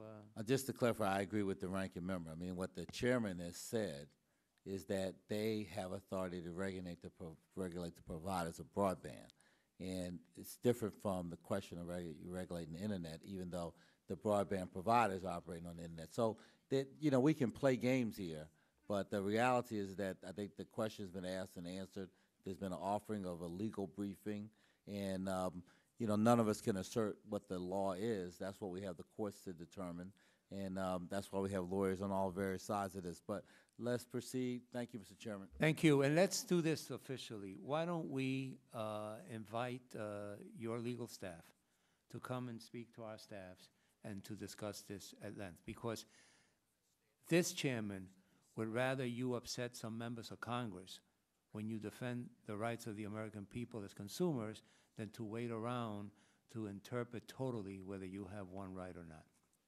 Thank you. We'll provide that Chairman, briefing. can I say Ms. something? Lee. Thank you very much. I apologize if this question is redundant due to my being late. I apologize for being late, but I had things off the hill I had to do. But good morning. Good to see you. Good morning. And I know that you're concerned that the National Broadband Plan meets the digital future and is accessible to every American.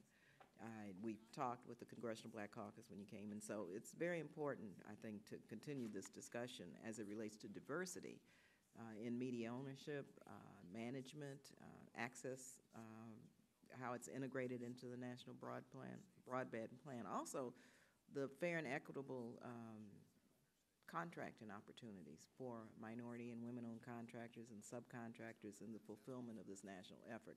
So I just want to get a sense of how you're going in terms of this, in terms of the diversity question and in the inclusion question. And also, it's really important, and I wanted to ask you this before, in terms of businesses and organizations that require people to submit their resume or information only through the computer, only through the internet.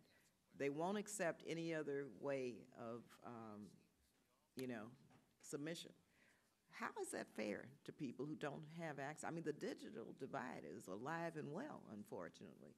And so when people, and I know in my district, say, look, they won't accept my resume unless I put it online. I mean, my God, can we stop that?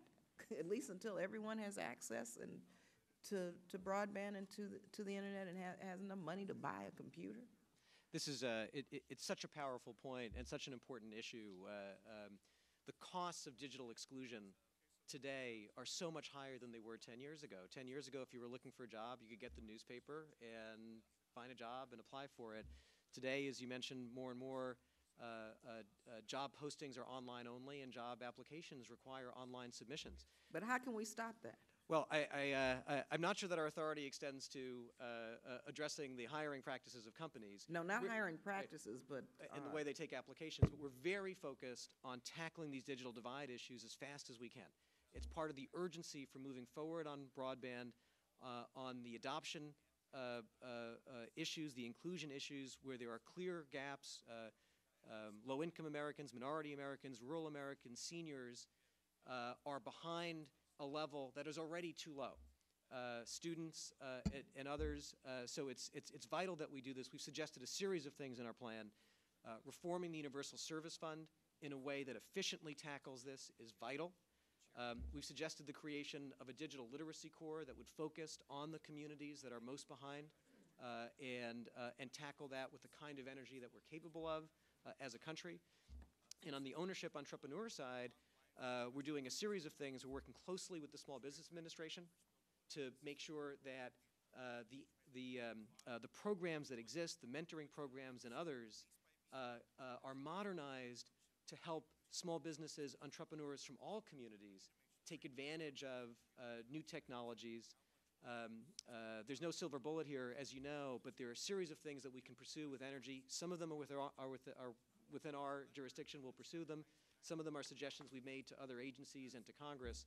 But it's very important, and I think the urgency is increased by the fact that the costs for jobs, for healthcare, for education of not being online are much higher than they used to be, and they're getting higher every day. But can't the FCC send out I won't say directive, but a suggestion that organizations and businesses not require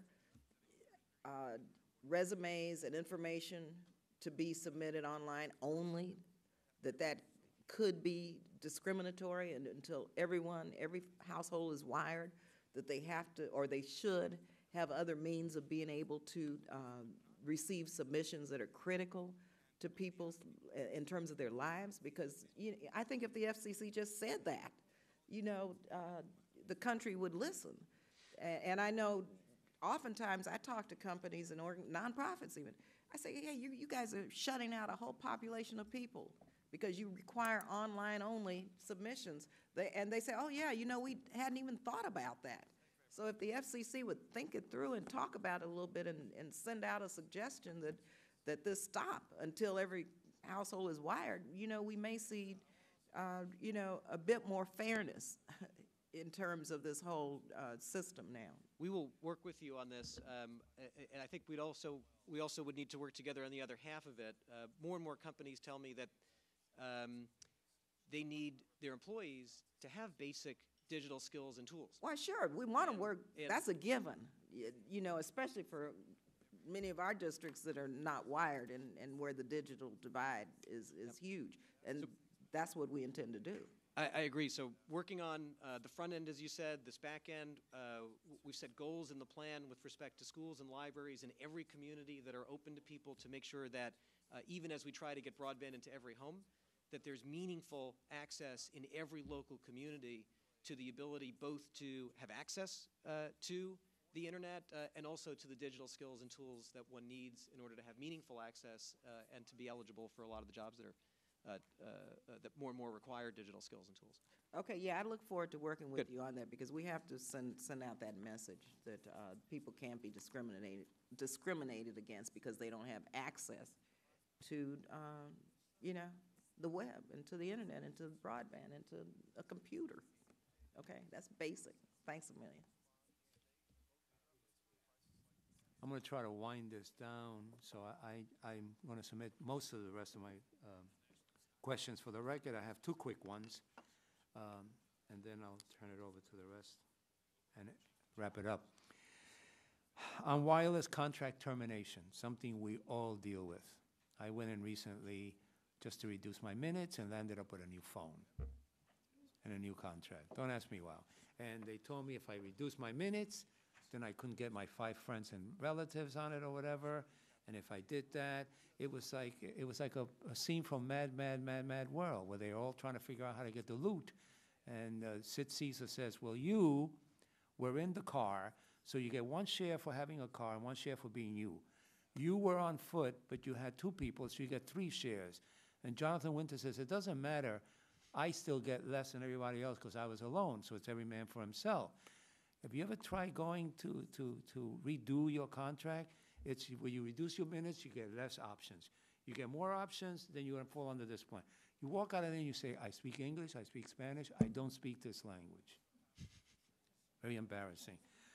So what happens when a new generation of iPhones or a new version of an Android becomes available? Providers increase their cancellation fees to prevent customers from changing service providers.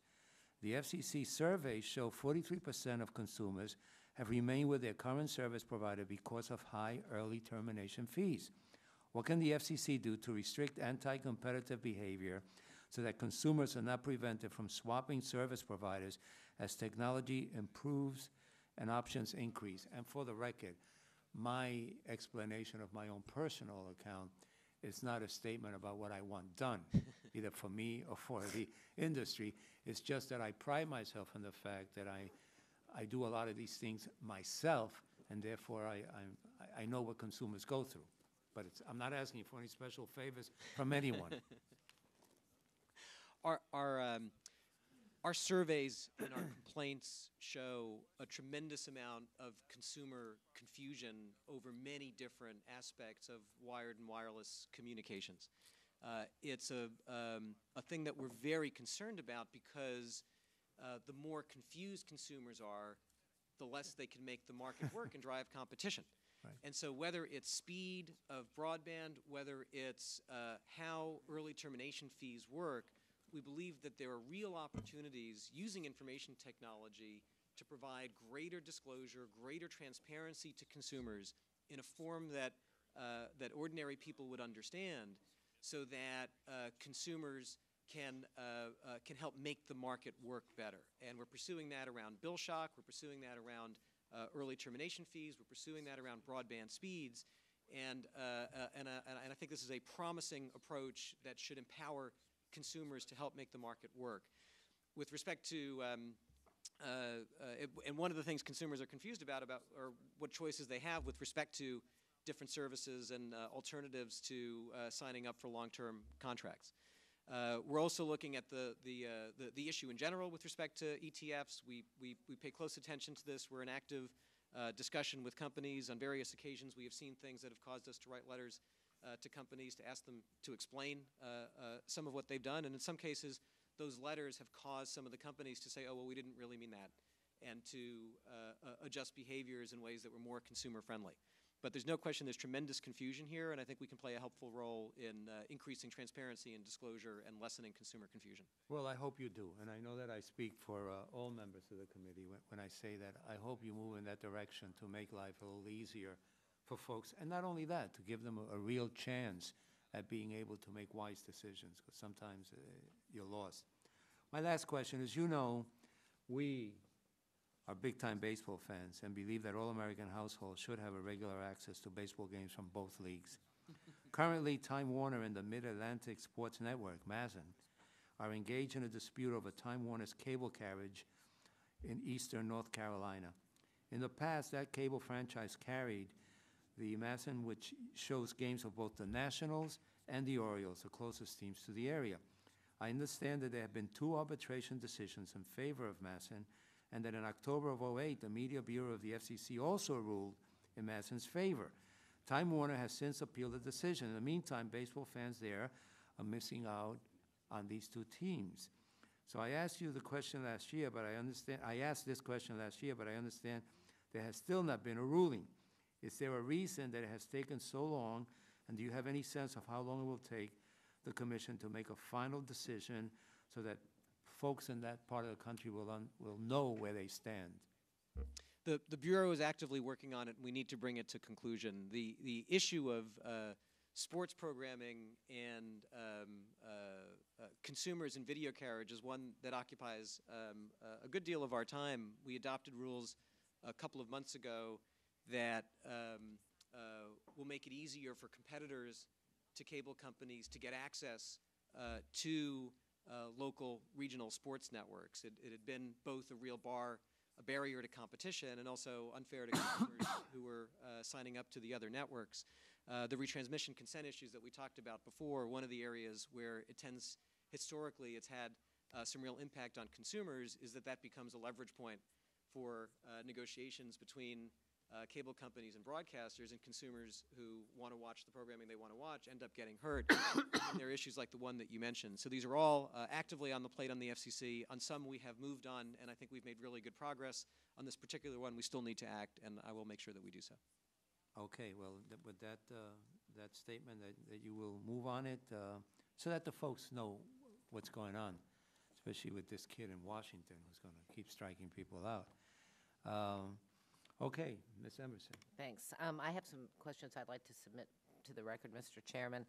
And just on that, one little quick question again on that retransmission thing, because, you know, my smaller carriers who can not necessarily afford it pay much, much higher rates than my larger carriers for retransmission rights. And it's problematic because they just can't compete, but yet, quite frankly, the larger cable companies don't come in there anyway into these communities because they're very rural anyhow. So it's really, and those are also the communities where folks don't have the means necessarily to be paying outrageously high cable bills. And so, quite frankly, if you could figure out how to make that work. I realize you believe in negotiation between the parties, and I think that's grand, but for some reason, the little guys, because they don't have as many people over whom to spread their, higher costs, it makes it really problematic. And I'm just making that statement. You don't even have to respond, but just because Joe brought it up. Let me just ask you a really quick question about Universal Service Fund, and you'll have to forgive me because I actually am late to be somewhere. How will this proposal, is it possible this proposal could increase the cost of phone service to customers living in high-cost areas? Number one, that's the first question. And how are you going to allocate the new funding? Is it going to be based on populations that are the most underserved or unserved? And is every state going to receive money? And all sorts of things like that. I know that these are questions that we have, and of course, where I live, people still actually have landline telephones. So I don't know if how regular old-fashioned phone service is going to be impacted as well. The Universal Service Fund is it's one of our most complex, challenging issues, but it also affects so many Americans, and it's so important to get it right for our broadband future, especially when it comes to rural America. In putting together the broadband plan, we made the following recommendations. One is we need to transform the fund to apply to broadband, as we've discussed, particularly for rural areas. Our recommendation was that we do this not in a flash cut, because we're concerned about ongoing provision of telephone service as broadband is coming in, but also not in a way that goes on indefinitely. And so we put out a multi-year plan. It's a 10-year plan to gradually move the system from telephone service to broadband in a way that doesn't increase the rate of growth of the fund, because someone has to pay for it, and these times it was very important to us to be fiscally prudent. We've also suggested that there is a way to accelerate the transition. This is not something that we will do on our own, but we've suggested that Congress has the ability to authorize, appropriate, essentially a bridge fund that would be sort of a one-time capital infusion into the Universal Service Fund that would allow the transition to happen more quickly in rural areas. And I would encourage the committee to look at that. We encourage Congress to look at it. We understand that it's a challenging time fiscally, but we wanted that option to be available because it would accelerate the transition. And then with respect to your question about unserved and underserved, the priority is unserved. It's getting broadband to the parts of the country that don't have it. So we're looking at all the various ways we can cut and cap the existing fund to free up money as quickly as possible for the Americans who are most in need and who don't have service wherever they live. And it applies both to high cost and the Lifeline and Link Up, as well as the E-rate program So and the rural health care program. where you have unserved, that means, unfortunately, in my district, a lot of white, on the red and white maps on TV, in a lot of the white area. And I have so much national forest, and so therein lies part of the issue.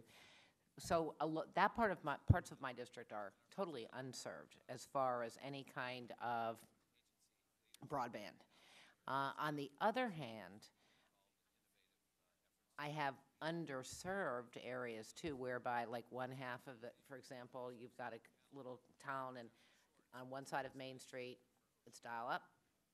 Other side, it's not 3G, but it may be Edge or something like that. So would that be considered underserved, and would only be in the main part of the town, but if you lived anywhere in the outlying areas, you're I would say the principle out of luck. is, every American, wherever they live, should have access to broadband infrastructure. And one of the issues that comes up, including in the 95% figure that we heard earlier, is that it often looks at things on a zip code basis, on a county basis, and it obscures some of the real issues inside, where a county might be counted or a zip code might be counted as having broadband infrastructure, even though It really 10, doesn't. 20, 30, 40, 50% of the people inside don't have it. Right. So we're going to be very practical about making sure that the Universal Service Fund goes to actually get people service where they need it. If you're part of the 20% that lives in a county or a zip code that doesn't have it, you shouldn't be penalized because you're in that zip code. We also have to figure out a way not to overfund areas that don't need it so that we can target the money where it's really necessary. It's not easy. Right. But we're committed to taking it on, and not to reintroduce the authority issue, but this is part of what's at stake. Now, I don't have as much of an issue with this part of it, so. Okay. And it is critically important, and it helps for lots of reasons, not the least of which is, when you go to a little clinic and we can do telemedicine. You don't need it in your district. You can do telemedicine with MD Anderson, for example. I mean, that's pretty significant, and I would like for all of my constituents to have those same opportunities. So anyway, best of luck as you get that whole system deployed. Thank you. Thank you, Mr. The Chairman. last Couple of follow-up. question Thank you. goes to Mr. Culberson. Thank you. However, Joanne, let me ask a singular ruling does not allow him to ask anything about authority. If I could just ask Ms. Emerson if you've got television service in all parts of your district, broadcast where they can put rabbit ears on. No, Not all. Oh, I do okay. not. There are parts of my district where you have to use satellite in order to get Television. television. And it's all And digital. it's not necessarily local. Okay, but it's all digital now. It's all digital. I Which- suppose, yeah, it is, Right. otherwise. The way to do this, if I'm serious, if you would consider just granting television stations the ability to be internet service providers, the marketplace will take care of this, and they'd install the equipment, let them charge a fee for it, and through the satellites or through the transmission towers, they could provide internet service on that unused portion of their digital spectrum to the country. Just consider it. Try to think outside the box, And a couple of follow-ups, Mr. Chairman, because it's truly not a matter, and I'm really not, this is not a matter of interpretation on my part. The D.C. Circuit Court of Appeals in the first week of April just handed down this decision in the Comcast case. And if I could, Chairman Serrano, during the last part of my 5 minutes here, the remainder of my 5 minutes, just a couple of sentences, let me quote for the record, that the D.C. Court of Appeals says, in this case, we must decide whether the FCC has authority to regulate an Internet service provider's network management practices. The FCC acknowledges, Mr. Chairman, that it has no express statutory authority over such practices, and the Commission relies on Section 4.1 of the Communications Act, which authorizes the Commission to, quote, perform any and all acts and make such rules and regulations and issue such orders that are not inconsistent with this chapter as may be necessary in the execution of its functions. Sort of like the necessary and proper clause, Chairman Serrano, of the Constitution, which has been interpreted very broadly to give Congress authority in areas that the founders did not intend. But here, the D.C. Court ruled explicitly, you do not have authority to regulate the internet service providers, or regulate the Internet, not only because the statute doesn't allow you to do it, and you acknowledge the FCC stipulated in court that you don't have this authority expressly under the statute, but you're relying on this necessary and proper clause. And the FCC has repeatedly ruled that the Internet is information services, not telecommunication services. Everything I've just said is accurate. I disagree with you, sir. We'll provide a full legal briefing. I just quoted from the D.C. Court of Appeals. Did I misquote the D.C. Court of Appeals? I just read it to you. I don't have it in front of me. I don't think you misquoted it, but the issue of whether transmission services by broadband providers is inside the Communications Act under its various titles is one in which many lawyers, including the career staff at the FCC and our excellent general counsel, believes that under Brand X and other decisions, there's clearly the authority to move forward. Therefore, let me just quote you. This is the D.C. Court of Appeals. The FCC acknowledges that you have no express statutory authority over the regulation of the Internet. I'm quoting from the D.C. Court of Appeals opinion. That was your position in court.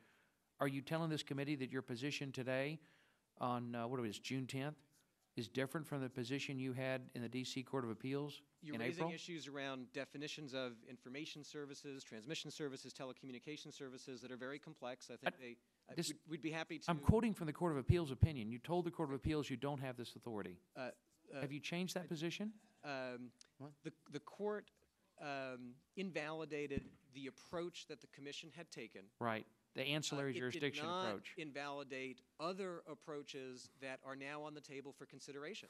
But I would have preferred the other approach. Well, of course, you're an attorney. The court disagreed with the mechanism that the FCC had used. The ancillary jurisdiction. To protect consumers, promote competition, a particular form, and the I understand. in their decision. My time is very limited, and forgive me for interrupting. And the Chairman's go ahead. Very gracious with the time. But, Mr. Chairman, it is a fact, and Chairman Genachowski cannot disagree that the FCC has standing rules that the Internet is information services, and he has not disagreed that the FCC told the Federal Court of Appeals that the FCC has no, I'm quoting from the opinion, has no express statutory authority to regulate the Internet. He can't quote me the statute. You haven't changed your position that you had in court. So therefore, the FCC, has no express statutory authority to regulate the Internet. So what my point is, Mr. Chairman, is that we need to have an amendment, and I will be offering an amendment, that none of the funds appropriated by this committee can be used to regulate the Internet, because that's the ruling of the Court of Appeals. That's the ruling of the FCC. And you have not appealed this to the Supreme Court, have you? Well, I look forward to working with you and others on making sure that we can pursue investment, our broadband future for all Americans, because that's what's at stake in this debate. The way to do that's with the marketplace. Legal interpretations, but we'll provide a full legal briefing, and I look forward to ongoing discussions about it. Mr. Chairman, you've been very gracious. I appreciate the time. Thank you, sir. I shouldn't alert you to what my comeback would be in committee when you propose that amendment, but my comeback will be, for the record, that what you're proposing also will not allow him to do anything about pornography, if that's the case. And I'm not a lawyer, but that's the way I would read it, that he could not move on anything, including something that we all agree he should be moving on this afternoon. Could we work together on an amendment to let him have that No, authority? I don't want, I On don't. the pornography? You see, I'm not chairman of this committee to take power away from this committee, only in the case of Washington DC, which I've stated, I don't want to supervise Washington DC. So I'm not going to be sending him to the authorizers to get powers I think the commission has to carry out their duty. It's a matter of interpretation. Does he have all the total powers? Maybe not. Does he have enough powers to move on some very specific issues? Absolutely. And so as long as they're fighting on behalf of the American consumer and allowing the digital divide to be narrowed and done away with, I take, and maybe it's because I'm not a lawyer and I take irresponsible stances, that some people say, stop, you can't do that much on behalf of the consumer. That would be a great day in America when people tell them to stop and tell the commission to stop. That's what I want to see happen. Thank you.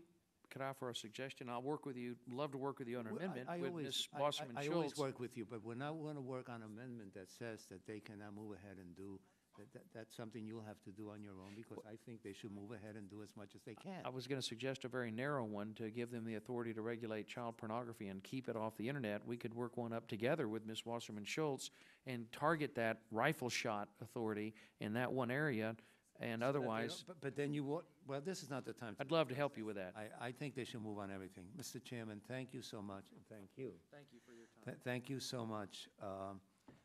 I think it's clear to you that, notwithstanding the fact that the average American may not know what FCC stands for, that certainly this committee understands the major role you play.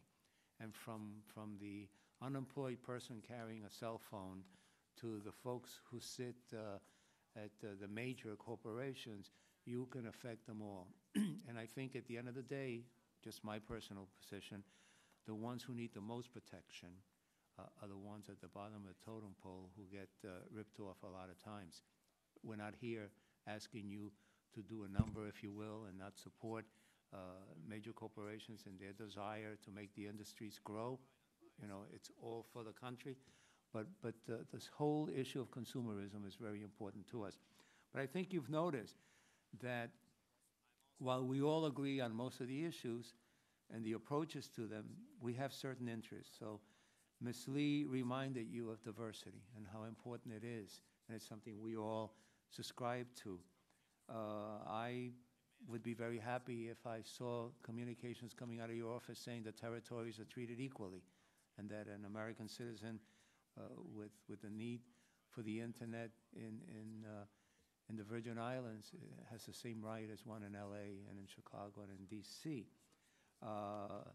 You have agreed to, and you're going to hate me for this, you have agreed to bring the legal team here, and I invite the gentleman to join the staff. That's the part you're just going to hate me for. Oh, yeah. I'm in. No, that's okay. Every member is always allowed to join the staff. Thank you. Ms. Emerson spoke about the rural areas. With all the problems we have in the inner city, and God knows we have a lot of problems, it's hard for me to understand how you could be in a place where you can't get a telephone signal at all, and I don't mean an apartment in the Bronx, or a television signal. So those are issues. And lastly, we all want you not to wait for any court ruling, but to move on the pornography issue. We commend you for your work. We will support you in your challenge, and understand that notwithstanding at times the tone of this committee, it wants to be a partner with you in moving ahead and resolving all of these issues. And thank you so much for your testimony today. Thank you very much. And this hearing is adjourned. Thanks for the time. I appreciate it.